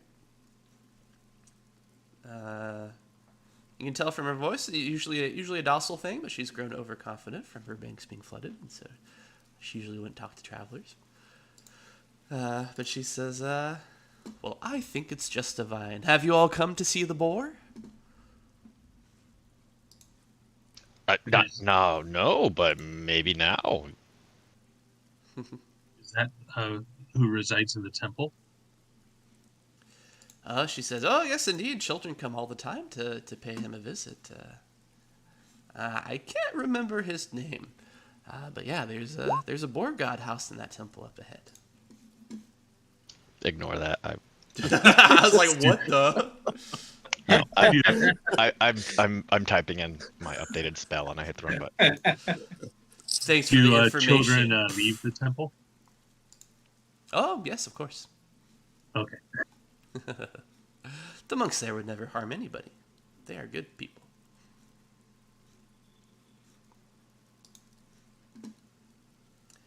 And she Well, says, that's good. We should get to that temple. Yeah. She says, "But listen, your little bridge is about to get destroyed. A big wave is coming." She Thank says, you. We'll hurry across. "I will save the first person who jumps in the river, and I will bring you to my underwater castle." She says, "I'm afraid all others will have to fend for themselves." And as she says this, you guys hear like, and up ahead, yeah, you guys do see a big wall of water suddenly like come down the valley towards you. Ekio says, "No thanks, fair spirit. I'm looking for dry ground." I throw a couple silver into the river and I go running. Alrighty. So everybody that wishes to escape the river killing them, you can make an athletics or survival roll. I mean, I can make the roll, but I probably won't succeed. I mean, is anyone going to an underwater castle? Yeah, I mean, I guess I It might be could. with that roll. Glenn does not trust this river spirit. I'm sorry, you said athletics or survival? yes. Heavy hero point. I'm gonna try again. Okay. There we go. Alrighty. So as Sun never saw the spirit to begin with, so he just walked on the other side, no problem. So he makes it out of this easily. Everybody else, the wave comes crashing down and destroys the bridge. With this, we're gonna roll for initiative. Let me put your tokens out on the board real quick. Oh.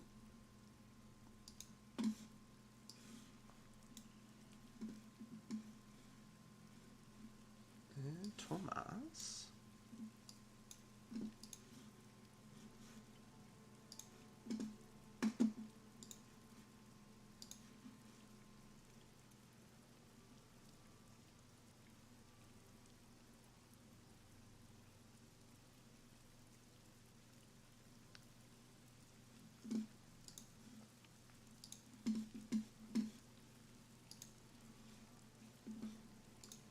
seem to click on any of the tokens. Anyone else have that issue? What if Yeah. what if I made them big? Yeah, I can't click me either. Yeah, Okay. I can't make it big. Or, I mean, I can't click when they're big. Gotcha. Give me 1 second. Controlled by.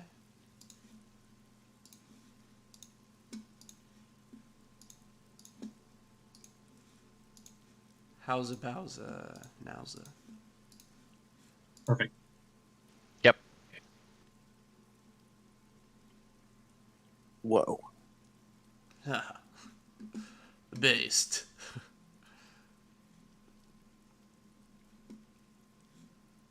Initiative. Told you I'm getting out. I'm not. I'm gonna hang out for a while.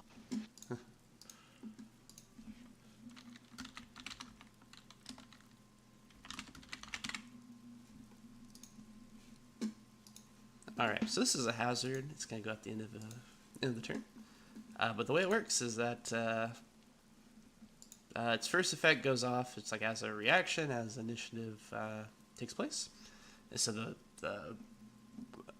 the crashing river appears and destroys the bridge. The logs are splintered, and you guys are hurled into the water. So everybody's gonna make a DC 17 reflex save.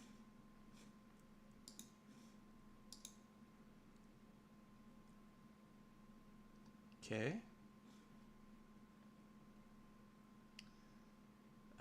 So King Bones takes no damage. Rich takes no damage. Thomas is gonna take double damage. Okay. So this might be good. Hey, no problem. Thomas takes 12 damage as he gets like wrapped up in these logs. Ekio and King Bones managed to, latch onto some railing and managed to avoid getting crushed by the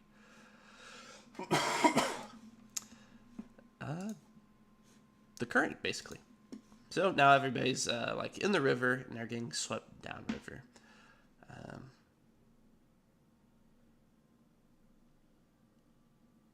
So now basically everybody has their turn goes, and there are various things that they can do to get out of the river or basically like survive. So some of those are players may escape the river by making an athletics or survival check, or you can appease the river with a religion or nature check. Ooh. You can try to cling to a sturdy bit of bridge with crafting or thievery as well.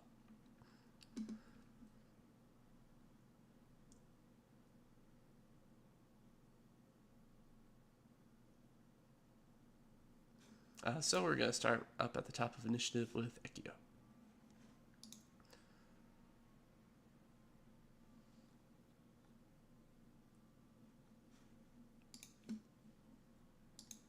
I'm sorry. I was just checking. Do we lose Julian? Is Sun around? Yeah, Sun I made it to across. the other side. Yeah. Gotcha. Am I just like unable to, I mean, I get that I'm not in peril like they are. Can I do anything to try and like help them, like throw them a rope, or We'll see how the first round have they been goes. swept too far away for me to help? Yeah, that's pretty much the situation. Okay. All right. Well, I'm going to try and grab some bridge and float my way to safety.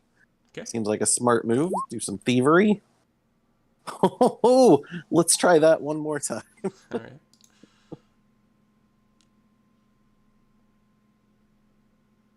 All right, perfect. So Better. yeah, you managed to. So what'd you say you're doing? You're roping some things together.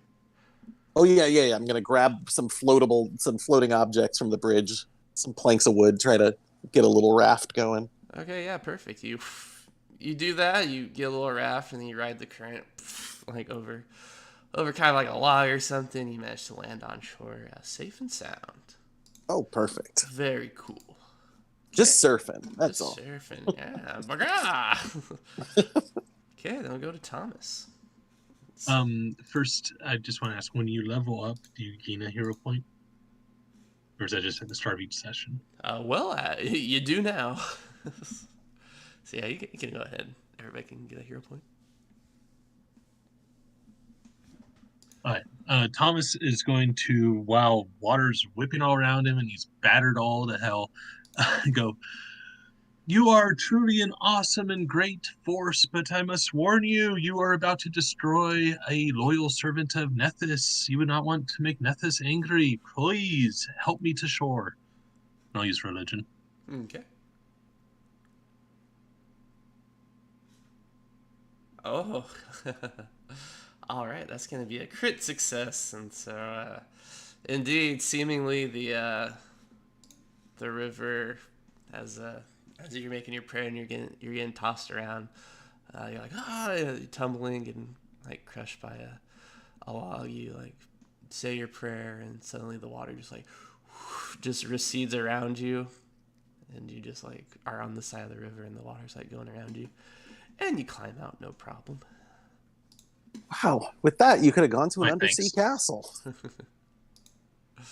And then we'll go to Bones. All right, so to convince the flow of water, it was nature and religion. Yeah. Okay.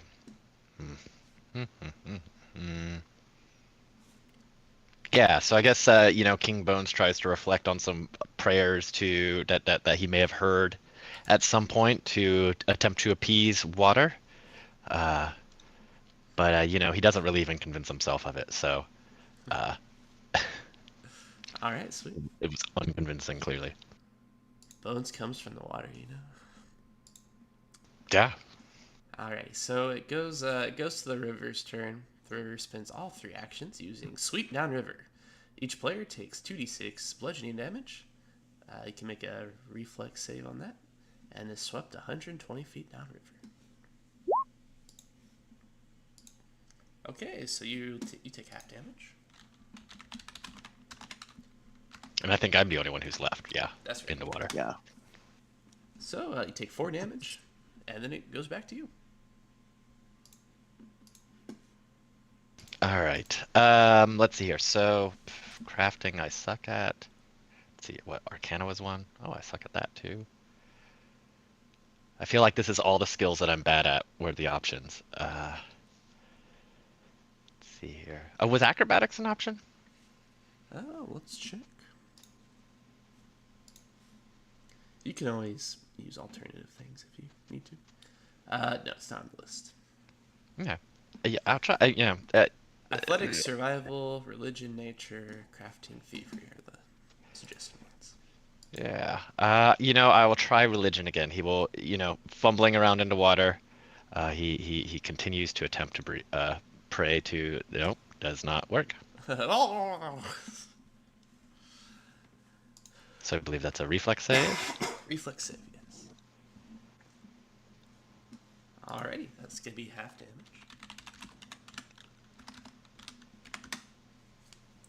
Okay, so you take 3 more damage. And then this will be the third and last round. All right. Let's see here. Well, then, yeah, I'll just continue that prayer. Let's see if I finally get it. Nope. Not a very religious person. You know. Or bag of bones. Very dexterous, though. Alright, so you take 1 damage. Yeah. And then eventually you, collide on some rocks as it goes into, It's very dramatic, though. There's a waterfall. It's, 2,000 feet. It's crazy. It just... it's like Emperor's New Groove. You just, get smashed against a rock and get, wedged in there so you don't flow over the top of the river. But you manage to pull your way out.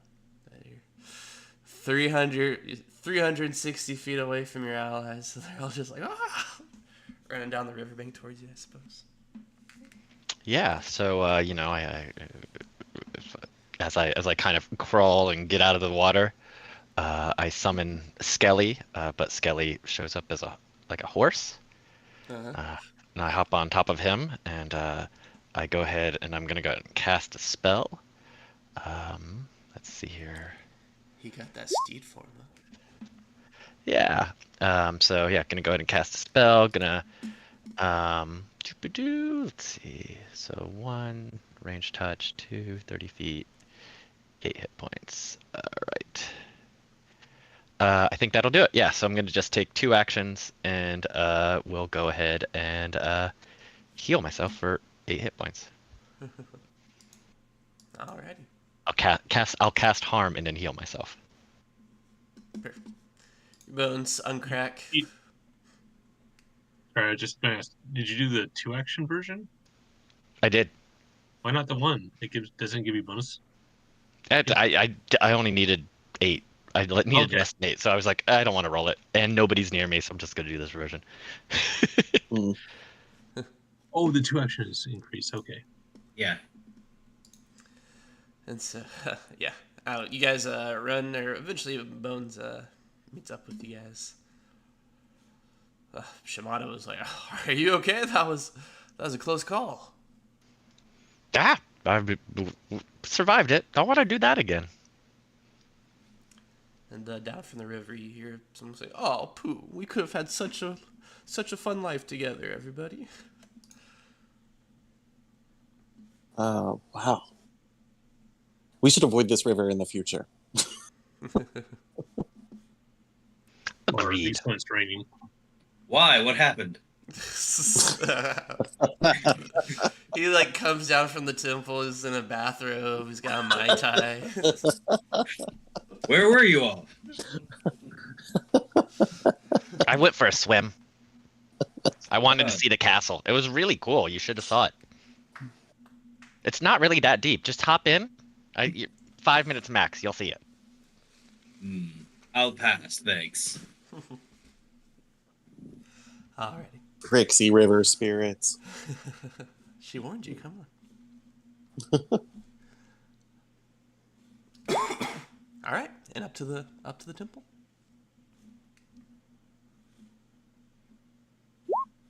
Yeah, to the temple. Yeah, quick heal. To the on myself. Gotcha.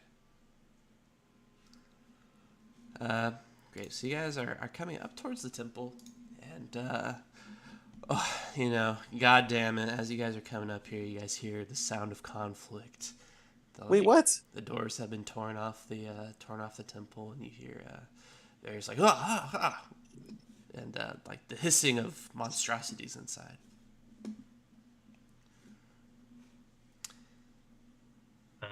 Yeah, let's go check that out. Hello. All right. So just a quick description of the. I mean, we could peek in. We don't have to rush right in. You can peek in. That's indeed. So kind of to describe this temple a little bit better as you guys are getting closer to it. It is like a Japanese style temple. However, you guys know something interesting about it is that out from the roof, there's like it looks like a sword has like a giant like 30-foot sword or something like that has fallen from the sky and impaled the temple. Whoa. You guys suspect that's not the case, and that this temple was actually built around the sword, but it's just like this. You guys are like, well, that's interesting, as you guys are approaching. So as you guys come inside, and if you kind of are sneaking your way through to see what the situation that's going on, you come into the main part of the temple. And you can see that at the center of the temple, there's actually a creature that has been impaled by that sword. And that creature is a giant, like 30-foot tall. I said the sword was 30 feet. It's not. This creature, it's a 30-foot tall boar. And it's been impaled by that sword. It is alive. Like a lot of the carpeting is surrounded by blood, as it's the blood of this creature, but this is just gargantuan boar, and it's breathing heavily as if it's dying, and it's from its nostrils like big plumes of steam erupt and come out as it breathes heavily. Inside this temple, you can see that there are 3 Sohi. Those are warrior monks, and they all have glaives, and they are currently fighting off these creatures.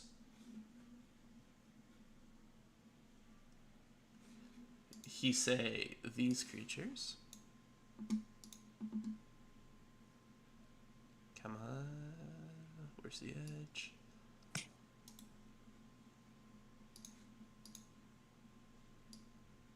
Grow. Alright. So what you see are there's like about a half dozen or so giant toads, much like the ones you met earlier. However, growing out from their heads are what looks like Venus flytraps. Their eyes are like milky and washed over, and these frogs have like large, like shark-like teeth, and they are all like at the side of this giant boar and are like ravenously eating at it. And these monks are running around like slicing these guys, but there's a lot of them. And I guess you guys can give me a stealth roll.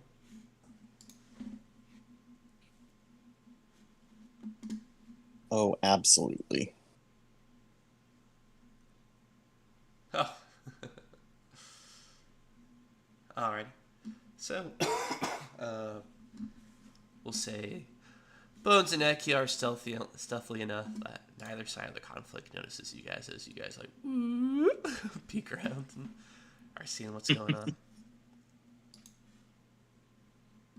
Oh, and we can make a religion check as we're here. Okay. Thomas recognizes Tomas. Now I roll a good religion. And the deeply religious King Bones. Yes. Both recognize that these priests are priests of Tsukio, who is the god of the moon. So it's one of the three big. This is like a temple for one of the three big religions for Tianjin. Let's rid these frogs. I'm sure that they would not want to be doing this if they weren't possessed by the fungus. Excellent. So we're not here to fight the boar. That's what you're saying? I believe so, yes. Right. Oh yeah, and the Thwar spirit did mention the boar earlier. And, voila! This must be it. Okay.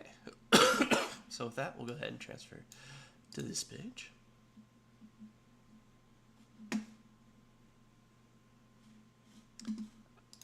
I will throw initiative out on the board. By initiative, I mean character. Don't.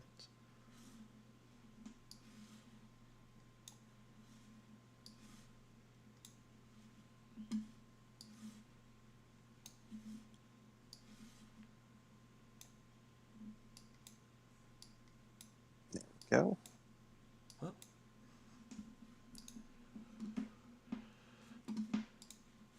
I can't select mine. oh yeah, dude.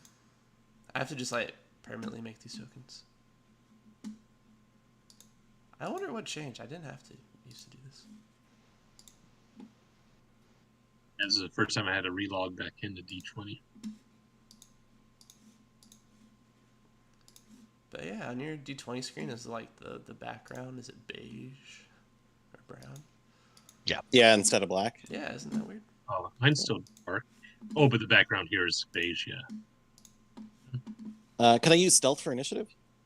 You may, yes. This is your birthright. Huzzah! Wait, yeah, I was stealthing. Can I use it as well? Yeah, anybody who wants to use stealth can. Me. Oh.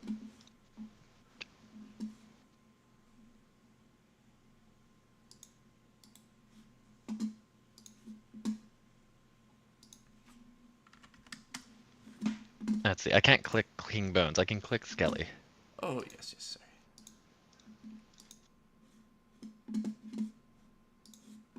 Well, you know, he's the one that really matters. That's true. There we go.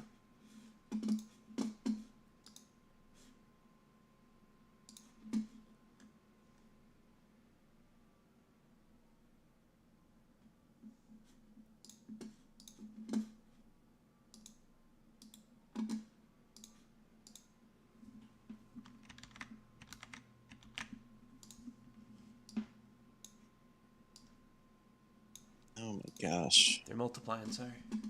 I just don't know if I want to. I think since we crept up, can I roll a hero point on this? On my initiative? And it's fine. if that's what you want to use your hero point on, by all means. I don't need to go flat-footed against them. I've got tricks. It's fine.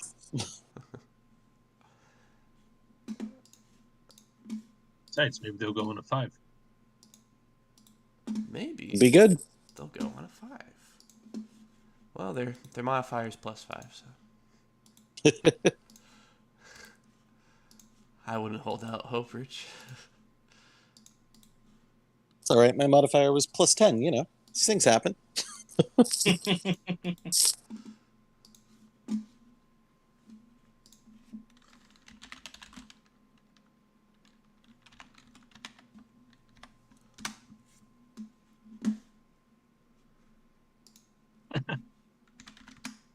I mean, it's still useful, definitely. But it's fun using CC.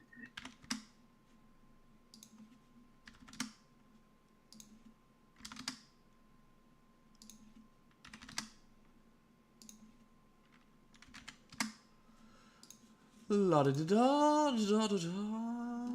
Okay, well, as these creatures are noshing on this great boar, I love a good rain. Bring it back to me. Noshing on this great boar, they take notice of you guys coming in. Apparently, go ahead and we'll aim at Thomas since. Technically, these other guys are stealthing. Well, actually, if they roll initiative higher than your stealth, that means that they see you.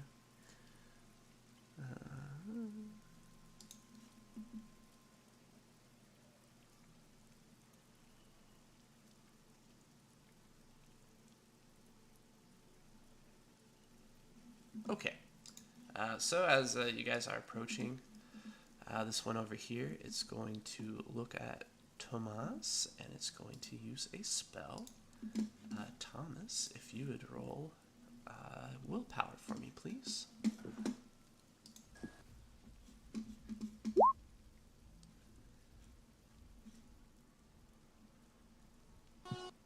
Ooh, very nice. Okay, so you so as you're coming into conflict with this thing, the frog head keeps chewing at the boar, but the little Venus flytrap on top of its head seems, even though it doesn't have any eyes, it seems to like prop up and look at you, Thomas, and it starts hissing and talking at you in a language you don't understand, and then you feel like Venus flytraps start like popping out of your neck and body and start biting you. Ah. However, Thomas is strong of will, and he knows that this is all just an illusion. But I'm gonna look at your character sheet real quick.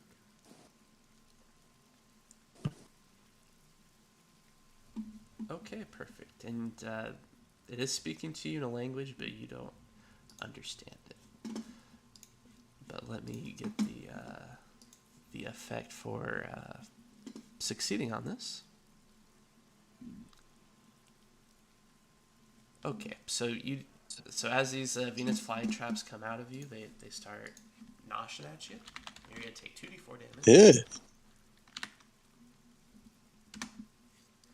So you take 5. So So it still does full damage, yeah, but you would take initial damage, and it would continue for a minute. Oh wow! But because you disbelieve it, you like. So Just that sudden shock, yeah. Yeah, exactly. And then it goes over to you. Ouch! And also, die, you evil infestation. And if I can target the Venus flytrap, I'll do that. But otherwise, I'll target the toad, the one that just launched infection into me with 3 magic missiles. Yeah, of course. Okay, so go ahead and roll your damage. For targeting the Venus flytrap part, I'll give you an extra damage on each missile. I calculated that in. You did? Okay. Okay, for a total of 10 damage. Alright, so yeah, it hisses and takes 10 damage. Perfect. It's still up, but looks very seriously injured. Okay, it's gonna go to the next one, and it's going to do the same thing. It will target. It'll target Sun this time. So, Sun, if you'd make a willpower check, please. You will check. Okay. Or will save.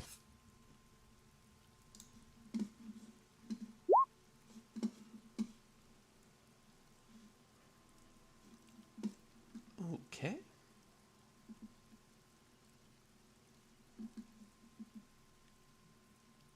Just making sure its spell DC is the same as its other thing. It is. Okay, so that's going to be a failure. So you take 2d4 damage, and you are sickened 1. What does sickened one do? So you mark it. I think it lowers your... Oh, sickened means that you can't take potions. But if you go on your character sheet and go to conditions, you mark it off, it'll apply any math it's supposed to do. But yeah, you feel these Venus flytraps start popping up over you and chewing into you. Okay, you take 4 damage. And it'll go to King Bones. All right, so let's see. So these critters, they haven't really moved. They're just surrounding the boar. And that's all the same level as us. Like, I could walk right up to him. Correct, yes. Cool. All right. So let's see. How many actions is that? That's 2.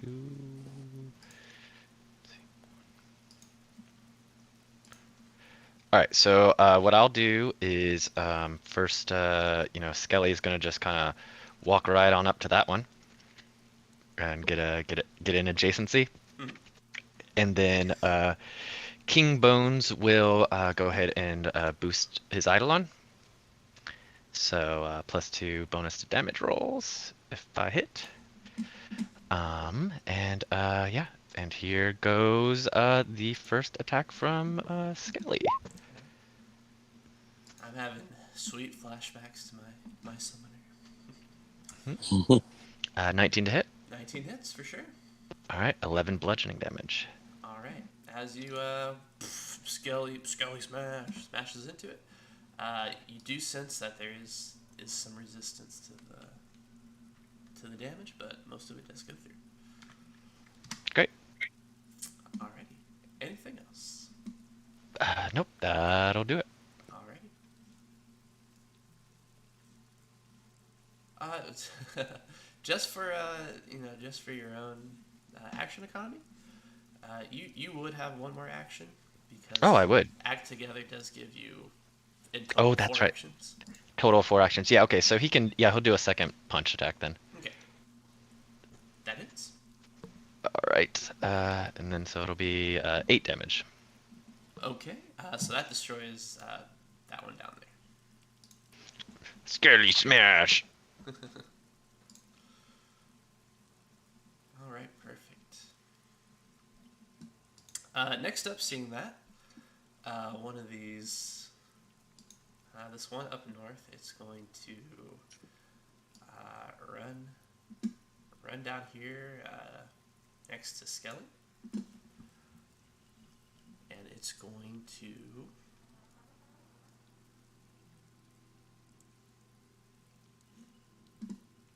reposition itself to be right here. Sorry, what's that looking like?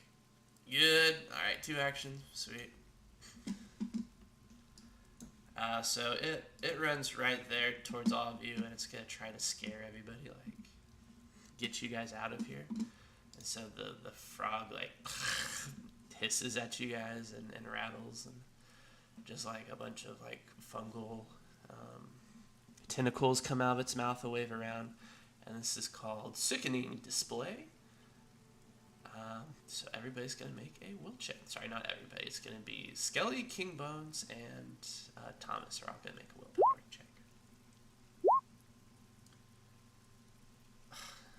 Thomas ain't scared of no ghosts. Oh, he is. So you make everybody succeeds on this. So with the success, you guys aren't scared of it. You guys are just flat-footed. You guys are just like, whoa, that was wild, but no further effects. Okay, it goes to Ekio. Okay. Let's see. Where's the closest one that hasn't acted yet? That would be this guy. Perfect. I walk over there and I sneak attack it twice. It's flat-footed. Okay. Just a little bit of a whistle and then wham bam. Okay, second one hits. Okay. Go ahead and do your sneak damage. Oh, I see. That one is your sneak damage. Okay. Mm-hmm. All right. It takes the pain. A little bit. All right. Alrighty. This one that just saw you attack its friend, the one a little bit farther north, is going to. A little Venus flytrap looks at you and starts hissing at you, and you feel Venus flytraps begin to grow out of your body and chomp on you. Go ahead and make a willpower check for me, please. I will save. I'm so good at this. Alright, you pass, so you're just going to take 2d4. So you take 6 damage. Okay. And then it will go to Sun.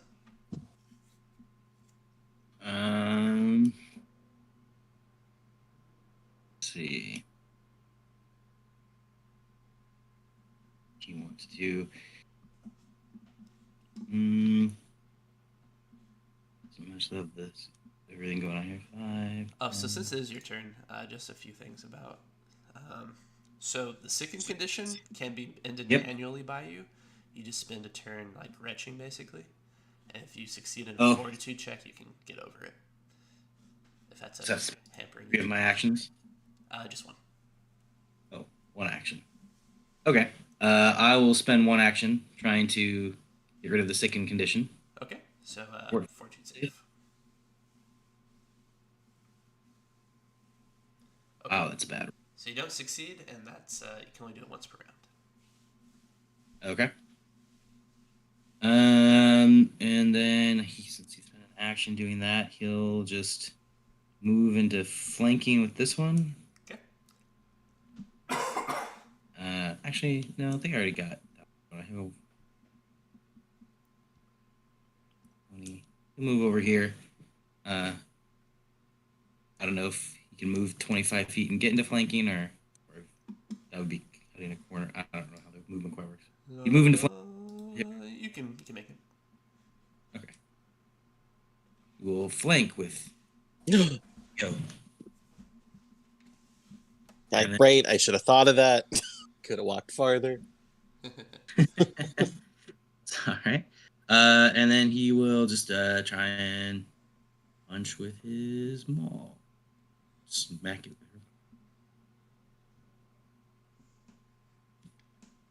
Got crit damage. With a terrible attack roll, apparently. Alrighty, yeah. Goes right over your head. Or his head. Alright. This one over here is going to cast its little illusion on Skelly. Does being undead give him immunity to illusions or anything like that? Yeah, I'm looking up the Eidolon, what they get. Looks like... Nope, just death effects, so death, disease, poison. Okay, perfect. Well, let's give you guys... Can get confused by illusions. Awesome. Well, give me a will save, please. Alright, so that's going to be a failure. Oh, thank you for reminding me. Son, if you'd roll a... Never mind. So at the end of your round, you take it. You take an additional 2 damage as you still perceive that you have these things growing out of you and chomping on you. So you take an additional 2 damage. Let's roll the damage for Skelly now. As Skelly takes 4 damage. And Okay. also becomes sickened and will start taking persistent damage. I want to see a skeleton make itself retch. Yeah. Bone dust. You need that water skin to like spray water Right. back up its throat. Yeah. Yeah. Effectively, right? The sake just comes back up through the...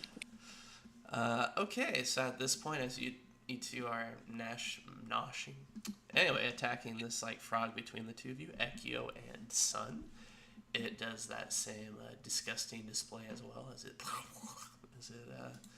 Demigorgon from Stranger Things at you guys.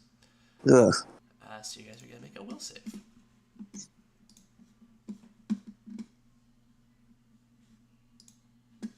Best to I'm make so good at this. Oh, it's Juice.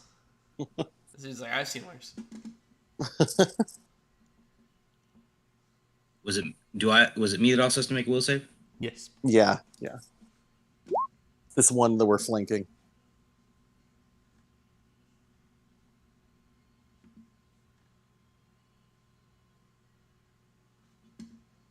So Sun actually has this thing is hissing at you.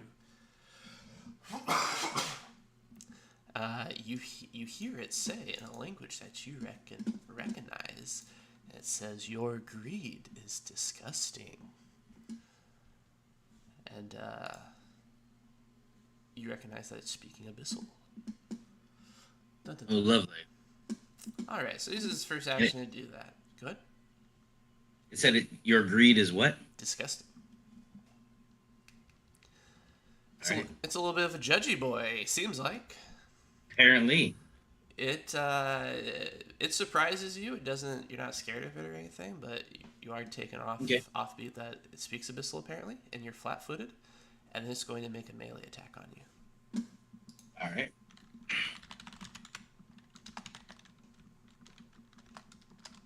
Oh, if I could. Okay, just chill out, fingers. All right, 24s. I feel confident saying it's gonna get you. That hits me. Okay. Are you ready to be surprised by damage? 5 million damage. Sure. Oh my god, that's what I get for calling my shot. So the frog teeth like bite into you, and then you're also gonna take an addition. What's your alignment? My alignment is chaotic good. Okay, then you don't take this additional damage. However, you will now make. These guys got everything. Ooh. You're now gonna make a fortitude save. Fortitude save. All right. Let's see what we can do better than last time. Okay, no problem. It bites you, but you know, you got a strong orky physique, and you managed to fight it off. And then it'll attack you once again for its final action. All right, but it fails. So now we go to another one. This guy's got to look down at Ekio and try to cast an illusion on him as we enter round 2. So this is the first one that acted up north. Gotcha. Will save. I didn't say I'm really good at these beforehand.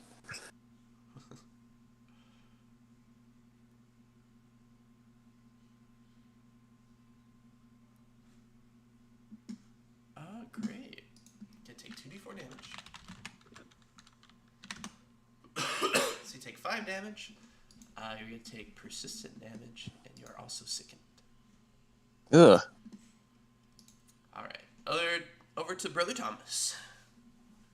Okay, the one that I zapped didn't quite down. I'm going to target it with an electric arc, arcing to the one just south of it. Okay.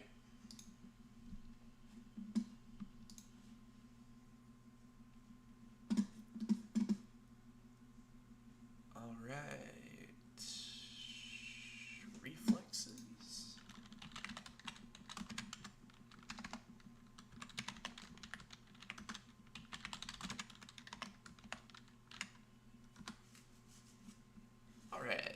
Top one dies. And the side one will take 4 damage. Anything else? One sec. Sorry.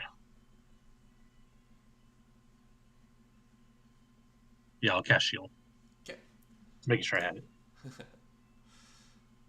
Alrighty. Second initiative, this one over here. He's got to go ahead and cast that spell on Thomas again. So Thomas, if you make a willpower check.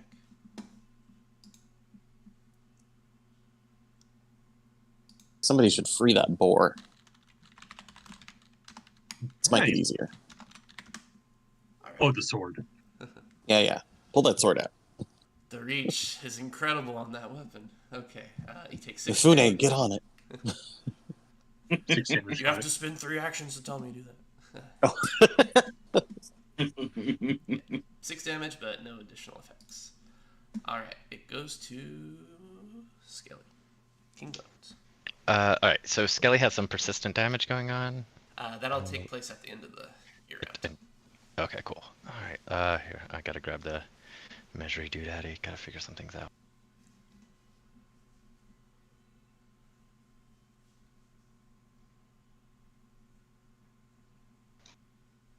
Alright, let's see. I think this might work. We'll see. Oh, you know what? I don't think I can get that far, can I? I can go that far. That does not help. Alright.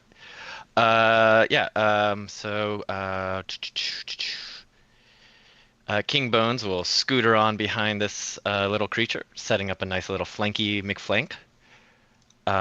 And then he will do a boost to his Eidolon boost to his Eidolon. And we'll do a melee strike. Alright. Alright. So that'll be 11 damage. Alright, this one explodes. Great. And then I have one remaining action. So I think what we'll do is call it good. No, cast shield. Okay. Okay, Ekio, King Bones. 3 to the front of initiative. All right. I'm going to take a moment to try to retch. See if it works. 42 save. That's a no. Oh, how much damage did I take at the end of turn? Sorry. Oh, yes, thank you. Okay. 2.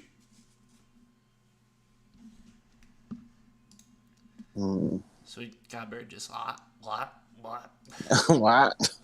And I think I'm gonna. Yeah, I'm just gonna give up and attack twice. I'll use my dagger both times. Oh, this being sick stuff sucks. Yeah, it does. Alright, he'll take a d4 damage from the persistent. Alright. 3 damage. Alright. This guy to the north will be like, daisy chains are fun. I'll come behind the... Oh no. I was bullying him earlier, so I'll go ahead and go to... Oh no. but It looks like I can make so wait, hold on. Alright, so, do you want to bite you? Okay, 26. Okay. Yep. What's your alignment?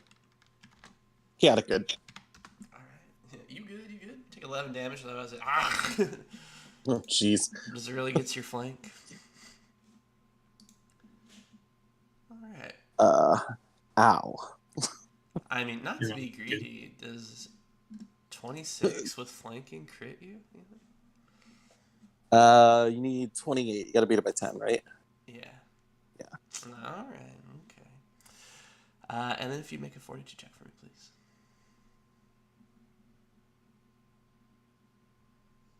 This one strangely feels more real. Oh no. Hey, no problem. Oh, and they'll attack you one more time. Ekio says, I got this. Alright, over to Sun. All right. He'll spend an action to try and wrench this sickness away from himself, out of himself. Success. Excellent. So with that, your persistent damage ends as well. Excellent. All right. 1 second. All right, and then he will. He will. The one that's in front of him. Does it look like it's been damaged much, or? I don't remember. 1 second. Yeah, he's been a little bit damaged. It's a little bit. Okay. Yeah, he'll still spell strike. He is going to try and channel a produce flame and do the Sunhammer spell strike. Alrighty, that's a crit. A6 and it's flanked flat-footed. Mhm. It's a crit or not? Super successful. Yeah, that's a crit. Okay. So that's 26, and then he also gets a produce flame. If he's still alive, I can pull He's that dead. up. Okay. Burning cinders. Didn't even need the spell strike. But it wouldn't have been a crit if I hadn't yelled Sunhammer and smashed it. And you can get into Mm-mm. Cascade Stance. I don't have an action left to do that. Oh, okay. Oh, yeah, that's right. You're good. One action to clear the disease. Alrighty. Next frog.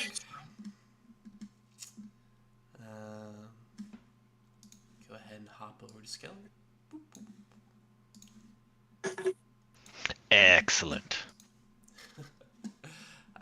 They're not really frogs, but you know, I think they're like ribbit. That's their go towards you, like this. And Skelly's like, I'm a regular person. Look at me. I'm a people. I am man. Okay, misses. And the second one. It's an 18 hit Skelly. 18 is what you are. Actually, no. I'm going to protect him. Boost his AC by 1. Alright, Yeah, I'm gonna do a protect companion. sounds good. Okay, that's it. Goes to Thomas. A lot of you guys are looking pretty beat up, right? 1 hit point's good. Okay.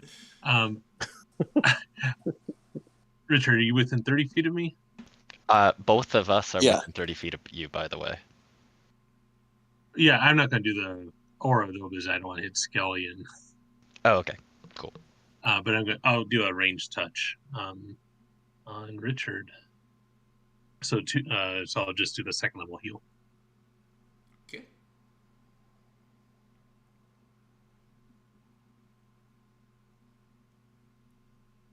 +8. Nice. And then I'll cast shield. Okay. I'll go over to this other boy on the right. Try and get rid of this persistent damage. We'll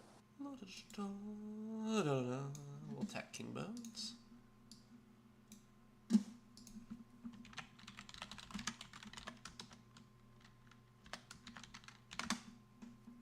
Oh, for a crit. That is currently 10 over. Yeah. Alright, for 10 damage. I'm gonna go ahead and break my shield on that. Perfect. So I'll just take 5. And what's your alignment? Neutral good. Whoa, neutral. Alright. Well, I have to check on that.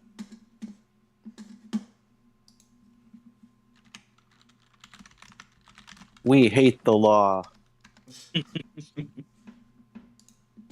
Yeah, it can go either way.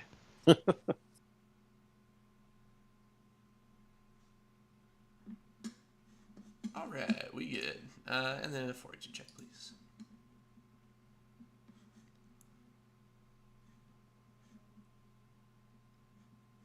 Alright, success. Alright, it's your turn. All right. So, Skelly is just gonna approach the boar and start trying to pull that sword out. All right. So one move, one action to attempt to pull. It's Free like the boar. it's like a Ah. 100-foot tall sword. There's no. Oh, I didn't understood. I thought it seemed like there was potential I could have. Like I knew it was big, but I didn't think it was like 100 feet big. I think we saw it from outside. Yeah, I don't think Skelly's that strong. So yeah. So what I'll have Skelly do is Skelly will wander over here into flank. I'll give him, his nice little buddy boost, and he will punch this weird gross creature. All right. So that'll be a 23 to attack for 10 damage. Okay, with flanking, that's a crit, and you destroy him. Great. And then I think I have one more command, so he'll just meander on up to the other duder. King Bone's just covered in frog viscera as he punches it. Splatters on him. And he cackles. He's like, ah! Oh my god. Because he has to have that cackle laugh if he has no lips, right? Yeah, of course. Ekio. I take second damage, by the way, on Oh, thank you. Skelly. All right, Ekio tries to vomit on this frog. Success. Gross. Holy cow. I always do that when I retch too. I'm like, I just throw up on the person. Yeah. Let's see. And then I'm going to go ahead and do an acrobatics check to tumble through it. Success. And All these pop good, on down to here. good rolls wasted on. I know. And then I'm going to stab it. Mm-hmm. Oh! Excellent. Nice. Okay. You just cut the Stabbity stab. Love it. fly trap right off the frog's head, and it just falls limp like a puppet. Ugh. Finally. All right, over to Sun.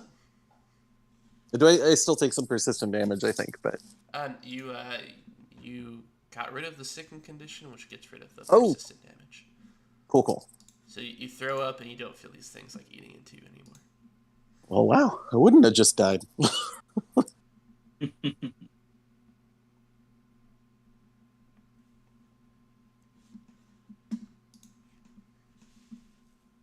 All right.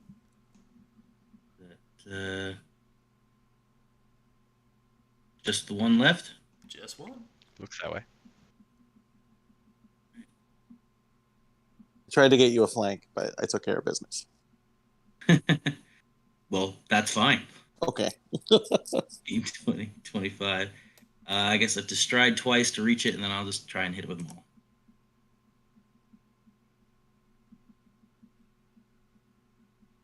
A really bad attempt. Alrighty. Anything else? Nope, that's all 3 actions. 2 strides and a strike. Alrighty. It'll take offense to that and attack you.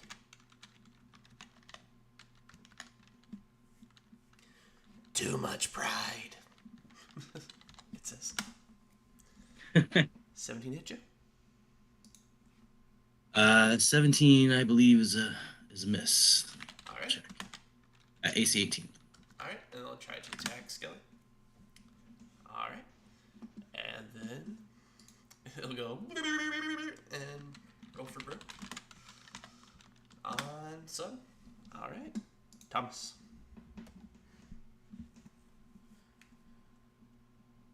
Just that one guy left. Yes. I'm gonna finish it the way I started. 3 magic missiles come in my eyes for the Venus flytrap. Okay.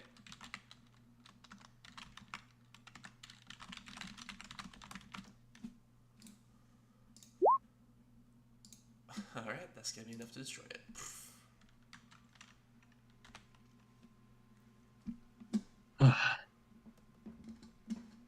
Now, what are the guards doing? Were they just watching all this? No, I said they were fighting off their own. On the other side, right? Yeah. Okay. Yeah. All right. Just want to get their attention. Go. Are there any more of those? And you see like like a splatter of blood on the ceiling and out from behind the boar. The monks come and they say, they're three females, and the abbess of the temple, she says, "No, that was the last one." And they all get on their knees and press their foreheads to the ground. They say, "Thank you for coming to our assistance in our time of need." You're welcome. We love cleansing temples. Surely you were sent here by Tsukio himself, and we wish to thank you. That was dire. Well, what else could we do? We had to help. It was the only right thing to do.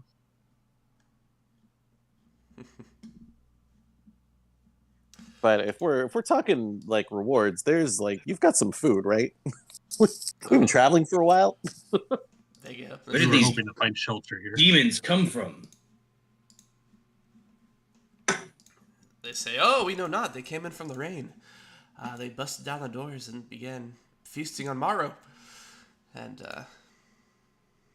they say, "Surely he would have perished for good had you not come in to save him."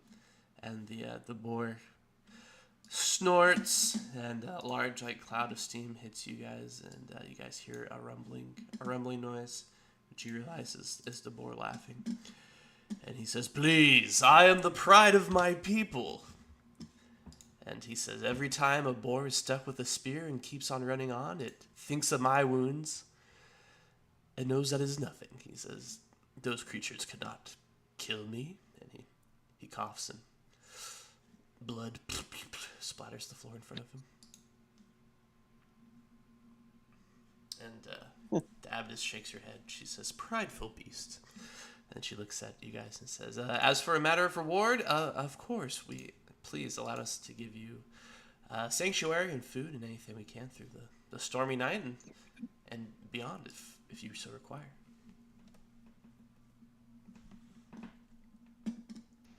And that'll do for a start. I'm in. Yes, we would greatly appreciate that. And also, I can start tending to people's wounds if they have any. Yeah. Oh, that's right. Yeah, me and King Bones and Skelly are gonna separate from the group for a little bit, and a wave of dark energy will wash over both of them as they heal. Commune with the dark powers, you know. I can do the likewise on the other side if anybody wants some healing. And Yeah, I can even get the god involved. The boar? Or go beyond the emanation. Chris, I'm not gonna. My Eidolon won't be a mount because we're both the same size currently. Okay. I'll have to save that one for later. I reread. I was like, oh no, he doesn't become rideable unless I'm small, but I'm not. Oh, So. okay. I thought the collapsible ones could be small. Yeah. But Okay. yeah. So once I can make him large, then the next one after that will be a steed, which Excellent. will be amazing. So in the meantime, You he's able to cast spells. I did twice, so I did 12 total. Perfect. Cool. Yeah, go hang out with the boar a little bit. All right. So as you Get some healing. as you approach this boar, oh yeah, as you guys are hanging out with the boar, yeah, you do heal him up a little bit. This is Maro.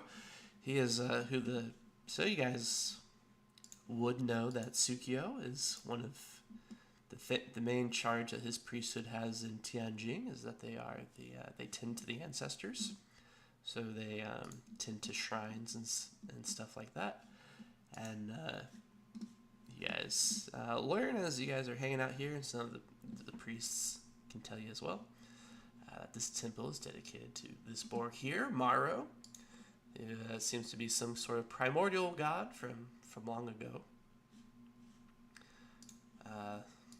They say, stubborn man that he is, refuses to tell us much about how he arrived here, but all that he he's told us is that he was in conflict with a god named Taka, and who impaled him on this ground where we are now. But this was many thousands of years ago, and so now the Temple of Tsukio is here to tend to him as he passes. And Mario snorts and says, "Pass. I'll outlive you all." And the priestess says, he means that too. This temple has been here waiting for him to die for 500 years. And Okay. no one has tried to remove him from the blade to let him run free, or she shakes her head and she says, he won't allow anybody to touch it. It seems that he has given himself over to his fate. So as you guys are looking at this board, just some details. You guys can see that he's covered in a large. He's got like some sort of robe adorning him. He's covered in a large silk blanket that is red and gold. It's obviously got like bites and blood in it from these creatures. So the two minor priests are like taking it off of him so they can adorn him with something better. But he has his hooves are painted red, and he has his tusks and here he's got horns. Ooh, are like adorned with the wreaths and stuff like that. And if you guys look around the temple, it seems what the river spirit saying was true. And you can see there are like lots of like cards crafted by children. That are like some are like at like by him, and there's like a large shrine behind him that's like lit with candles and stuff, and it's like way cluttered with like all these handmade cards by children over the centuries that come to visit him and be his friend.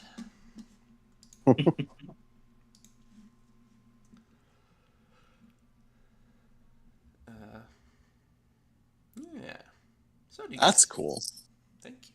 Do you guys have any questions for him or the priest while you guys are healing and discussing things? Yeah, I asked them if they need any assistance with tending to their lord's wounds. And they say, "Oh, well, we appreciate it, but we are fully capable of doing this." And you see them cast a few heal spells on him. In that case, I'm just going to try to make a little nest. So Moro, breathing heavily as some time goes on, he says, "What brings you all here?" We are on a noble quest to save the world, or someplace. We're on a quest to save something and things. We got people with us. It's good.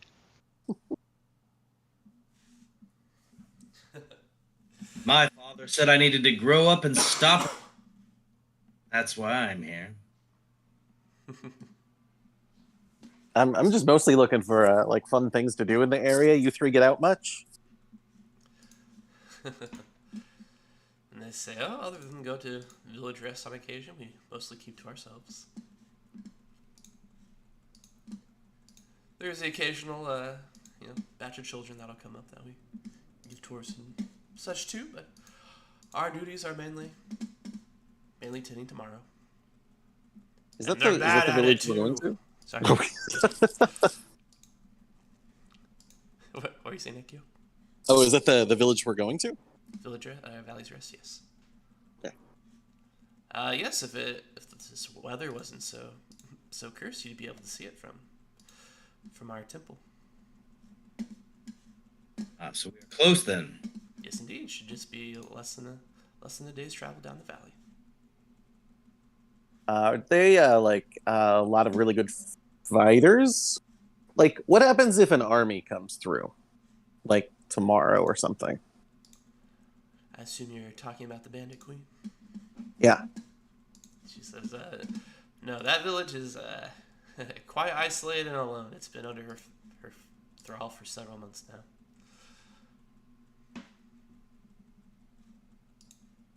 Okay. So So the good people there would not be able to defend themselves if she came through. Under her thrall, is the town occupied by bandits currently? Yes, I should think so. Great. oh, that wasn't in our mission brief. They and several other villages along this line pay tribute to her. So let's say we went in and we like freed the city, and then the bandit queens coming through, and we stop them. I mean, can we send all those townspeople here for sanctuary while that's going on? She said we would not have the supplies to be able to feed them, but if they are able to bring their own food, Okay.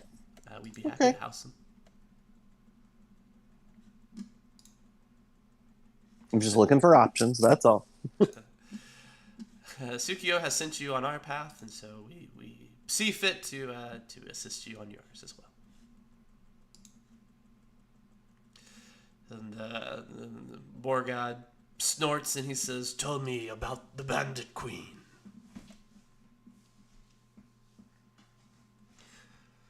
Good looker. I hope so. I We're didn't looking sure. for her. He chuckles at King Bones. These these hopeless shrews give me almost nothing, no news of the outside world. They say, well, we don't know much ourselves, so. We're trapped together, Lord Morrow. Do we know much of the Bandit Queen? Roll whatever you remember think anything she else. should roll. Yeah, I don't know. Warfare lore. Sure. I got that. Sure. Good stuff. She is last of the ignoble line of these bandits that have cropped up in the last 10 or so years. She makes her kingdom up here in the mountains, so she's done this because she's the last, just because it's hard to get to her because there's few entry points and you can't really march an army efficiently through the mountains. So she's had sway over several mountain towns for a few years now. And just the red herring, or the gold herring company is finally getting to her. She has a force of some 200 bandits under her. Her way, the Golden Heron Company, as you guys know, is about 40 to 45 heroes. But you guys know you are much better equipped and trained than like the rabble she has under her hands, so that difference in force doesn't really bother you as much as it may traditional forces. She's about 32, and that she fights with two hand axes, which are called the Red Sisters. Do we know her name? She is Gigi. How was it? She.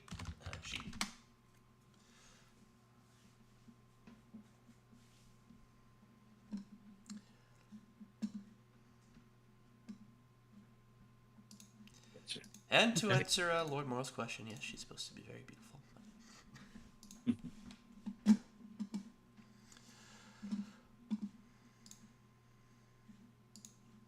I mean, tell the god, yes.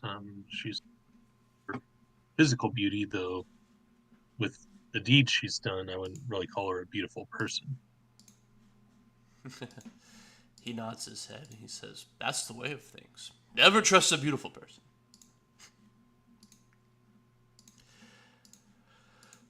That's been my way of living life, at least. And he says, "Well, I very much wish the lot of you luck on your expedition." He says, "Shrew." And the abbess says, "Yes, Lord Morrow." He says, "You should let them participate in the ritual." And she says, Oh, that takes so many years of training. You know they'd be ill-equipped to succeed in it. And he says, oh, you're just scared they'd put you and your order to shame by figuring it out in a day. What happens if we fail? She says you'll hurt your hands. Oh, All right, wait, what? What is this ritual? She sighs and she points up towards the sword that's impaling him. She says, direct your vision to the sword above Lord Morrow. He says, she says, the sword of Taka is made of adamantine. However, over the centuries, our priesthood has developed a method to chip off pieces of the sword away from the main body, and we've used this to fund the temple and fuel supplies. Because obviously adamantine is a very, very valued material. So Lord Morrow's suggesting that we induct you into the ritual that allows us to do this thing. Yeah, let's climb up a sharpened sword in a storm. I'm in. We have a roof. I can stay on the ground and watch. I have this rope. It'll help with climbing. Oh, that's true. The reward for succeeding on this ritual is that we get a lump of adamantine. Yes. It's technically referred to as a chunk, but yes.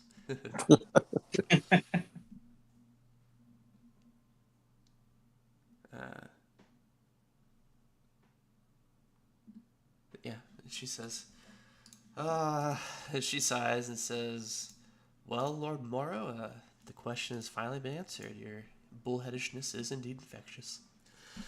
She says, very well, we are not in a position to deny you, and so let us all climb the great beast. And so everybody hefts themselves up onto Tomorrow and climbs on his back. It's kind of this gaping wound that's been here. You guys do indeed see that above him, kind of at like person height. Above the blade there's several chunks missing. And she says, basically what the ritual does. She says, oh wait, I've lost my. She's like, please fetch the scroll in the ritual. I'm a little out of practice. So basically, what it is reflecting on life in the universe, and we focus in, and over the course of 8 hours, the main caster and 2 assistants, she gestures to herself and the 2 other priests, they strike at the blade with their bare hands. And if the ritual is performed correctly, and we are pure of mind and pure of body, we are able to, through the force of our bare hands, we are able to knock a chunk off the blade. She says, but more often prudent to use the hammer. She's like, the ritual is about cleansing body and mind. She says, if you were to use your hammer, it would shatter. What if I were to use his hammer? If you were to use your hammer, it would shatter. Well, not my hammer. I wouldn't want to use my hammer. I'd use his hammer. It would shatter. Oh. All right. You mean the sword would shatter because they're really strong. The hammer would shatter, yeah. Oh, the hammer would shatter. Oh, okay. We are harnessing our ki, our life force, which is the most powerful force of all, to destroy. I'm not using my beak. Oh, yeah. That's the whole life force thing. May not be for me, but I'll help however I can. All right. She says, well, to complete this task, it does take 8 hours and 3 casters. But I suppose I shall tell you how it goes. So the ritual involves it can be up to 4 people if everybody wants to participate. There are other activities in the temple. I will say if someone wants to stay behind, but whatevs. The ritual involves 4 players climb out tomorrow, taking turns striking the edge of the blade with their bare hands for hours. Secondary casters of this ritual can avoid destroying their hands with a DC 20 religion, medicine, or crafting roll. And the primary caster makes an athletics roll.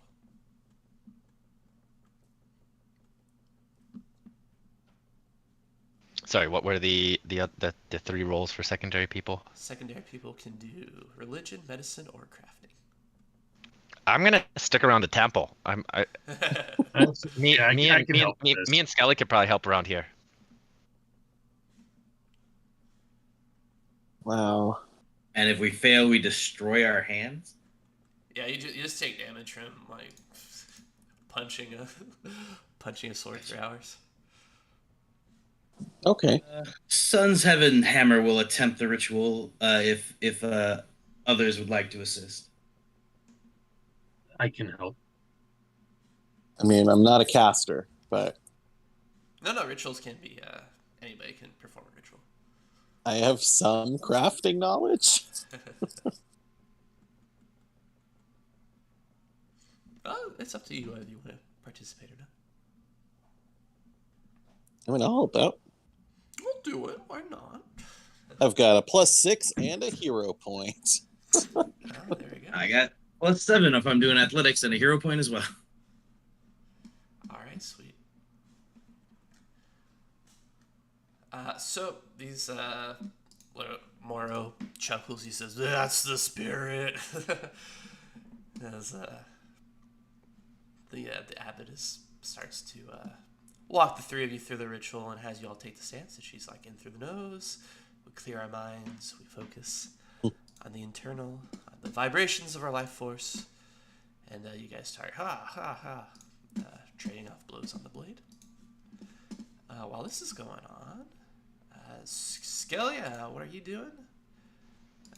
King Bones and Skelly are hanging out at the temple to see if we can help out while we're wasting time here, while people are punching a sword. Okie doke. Well, some of these. Also, if there's not an activity, that's okay. No, Yeah. there is indeed. So, one of the assistants, as you're helping them, they're like, "Oh, well, thank you so much." And so, you're helping them. They have they bring the bloody giant quilt to the storage area so they can repair it. There's a secondary one that they have there, so she asks your help carrying it over into the main stage. And they'll drape them in it once your friends are done punching a sword. Yeah. So she walks around. King Bones and Skelly get ready, and King Bones thinks about it, and he says, "Well, if we need more help, I could probably get one more friend." But as They won't be a lot of help, but just a little help. No. So. But as you're walking around the temple, she's showing you some of the stuff. So the temple has a few chambers besides.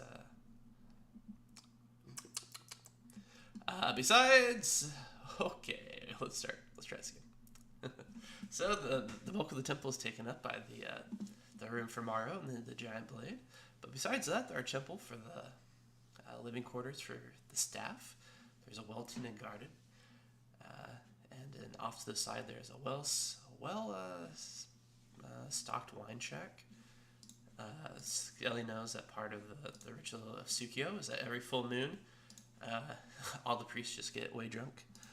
Tsukio is also the god of madness, and so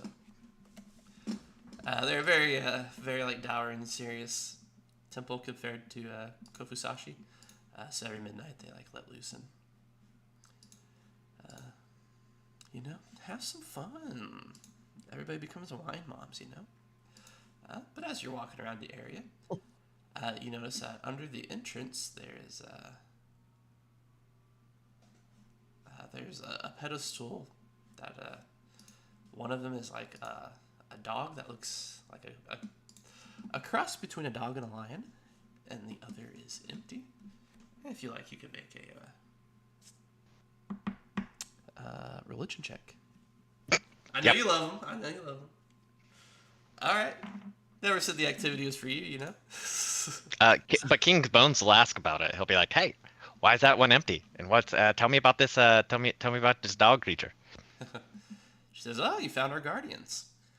And she sighs and says, "Well, it's a sad story, really. Shogi ran off some years back, and it broke." She gestures towards the empty pedestal. She says, "And it broke Go's heart." And with that, she gestures towards the pedestal that has one of these lions on it.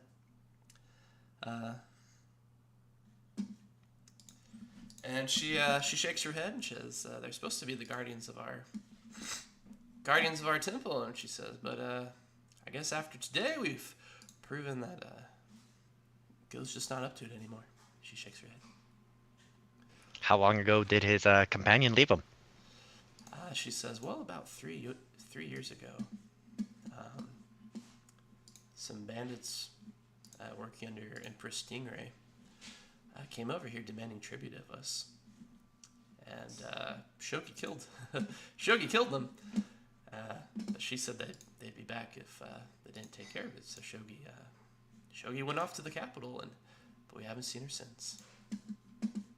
Well, we're gonna go and deal with some bandits. We'll keep an eye out. Isn't that right, Skelly? Skelly goes, "Ugh." And you guys, you can also make an Arcana check while you're here. Yeah, You know what? I'm worse. yeah. You know what I'm worse at than I am religion. That's Arcana. Okay, it's Arcana. All right. She says, "Well, sounds good. Thanks for your help." Great. All right. With that, we're gonna get with them all. Yeah. We're gonna go over to this ritual. So I'm guessing Sun's the primary caster.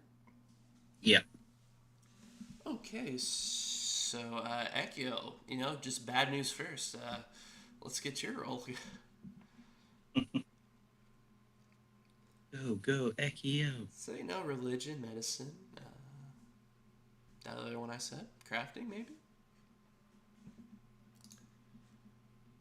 It was crafting, yes. Yeah.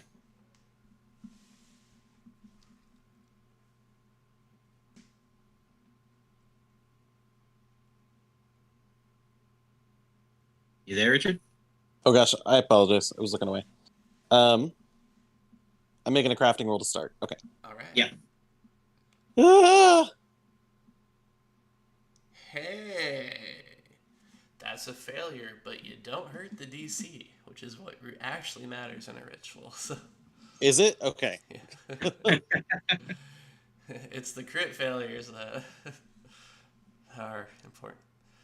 Okay, so Ekio does this thing. He's like, "Ow, ow, ow." he's going on it. Next, Tomas. I'll use religion. Okay. Oh, okay, very nice. So that's gonna be a success. So for you're in a very meditative state, and do successfully lower the DC by 2 on this ritual. Excellent. As your boom boom guys are trading off blows on this, they are like hitting the sides of it, and Sun's hammer is the one that's like punching the blade part, full on. So with that, All right. athletics.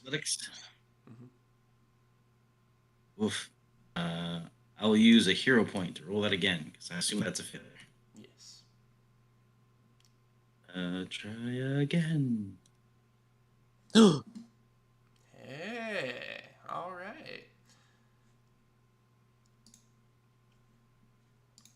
So at the end of this 8-hour ritual, Skelly is getting some, or King Bones, getting some skeletal sleep or something like that. Yeah, we collapse into a pile of bones. Okay. In my mind, you just looked like Tom Sawyer. Just got a little reed in your mouth. Your just hands behind your backs as these guys are doing their thing.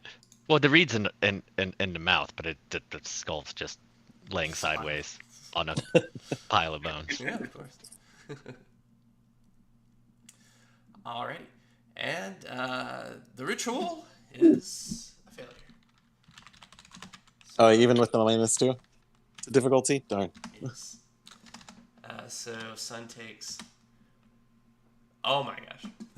Sun takes 1 damage as he punches for the final strike, punches the blade and cuts his hand. Oh, You want some Neos? damn. DC was 26, yeah. It's pretty high. 26, wow. Jeez. A chunk of adamantine is like 500 gold, so had to make it hard. We'll be back. So Moro, as he hears you go, ah! I guess it was actually just like hiss, like a second, as he take 1 wound. Moro gives like a big chuckle, and he says, "Not bad for a first try." As the abbess just like shakes her head, she's like, "Come on." But as this is going down, you guys like dismount the boar. Night has passed as you guys have been doing that ritual, and the dawn roses up. Dawn roses up. Me tired. Let's see. You guys waking up. The sun rises. The rain is over. With the early morning mist, as you guys are dismounting the boar, you can see what the priest said is true. You guys can see the village off in the distance. No fires or anything like that raising from it. So you guys are still got time. But you guys do see kind of like a black smirch coming out from it. You guys notice that's like a swarm of birds are flying away from the village. Well, that's never a good sign. No, indeed. And eventually, as this is coming, you start to hear like a chattering noise. And Sun and anybody else that speaks Abyssal actually recognizes that these birds be talking Abyssal. Let others know that they are speaking Abyssal, and it's probably not good that there's demon birds headed away from the village. Let's see here. Night at the temple has passed. Lord Tsukio no longer shines his protection down upon the temple, for the morning rises, the rain has finally died down, and the monks promise you a simple hike from here to Valley's Rest. The end of the Bandit Queen is very nearly at hand, and as you prepare for your departure, you hear off in the distance the conga birds. Though far away, they soon grow close, as awful and anguished noises no bird can make. Now you see them, a black cloud sweeping over the treetops, and it becomes clear that the noise isn't cawing. Rather, the flock of birds speaks in one disharmonious voice, in a filthy and evil tongue. They chant and descend upon the temple, joined by more sick creatures from the forest. Those that speak Abyssal hear that the birds are saying, "No purity, no peace. No purity, no peace." And they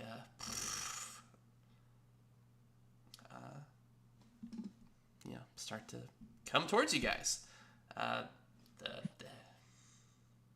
head priestess, as you guys are like making a commotion about, she comes out. She says, "Well, those devils are coming from Village Rest. What evil has this bandit queen, unleashed upon us?" She looks to you guys and see if you know anything about this. This is new to us. Yeah, we thought this was going to be pretty easy. And with that, you guys have like 1 round to prepare as you see that these creatures are heading towards the temple again. It's 3:15, so I got to be bowing out pretty quick here. Oh, well, okay. If we want to stop here, we can. Seems like a good place for it. Yeah. All right. Trouble Wave of descends. birds coming at us. Yeah. Sweet. Sounds good. Well, with that, Cool. that's today's session. What do you guys think? Yeah. I like It's it. fun. Fun. Yeah, you got it filled with huge moments. Like it's really, I like it a lot. Yeah. Awesome. Nice to feel. Bridge. Yeah, no, I like all the events that have happened on our way to here, like, meeting that first priest and then, dealing with the water witch or whatever, and then now the whole boar thing was pretty fantastic as well. So, yeah, no, I'm digging it. Excellent. Yeah, I'm just trying to make it seem like a high fantasy location, high strangeness. Definitely. Yeah, Love that's it. cool that like even the journey is filled with those things. So Cool. Well, sweet. Well, thank you guys for playing. See you in another month. I was Wait, going what? to ask, the 7th, I think, is a good day. It's not Mother's Day, is it? Yeah, it's the 14th. I don't know. Yeah, Like my layout. 2 weeks from today. Yeah, 7th of May. it works for me. Yeah, that's good for me. I should be able to do that. Alrighty. Well, see you Yep. guys I can be in. Put it on the Bucks. then. We're locked in. Yes. Sounds good. We'll be recovered from Cinco de Mayo by then. Yeah. Right. All right. See y'all then. Thank you, everybody.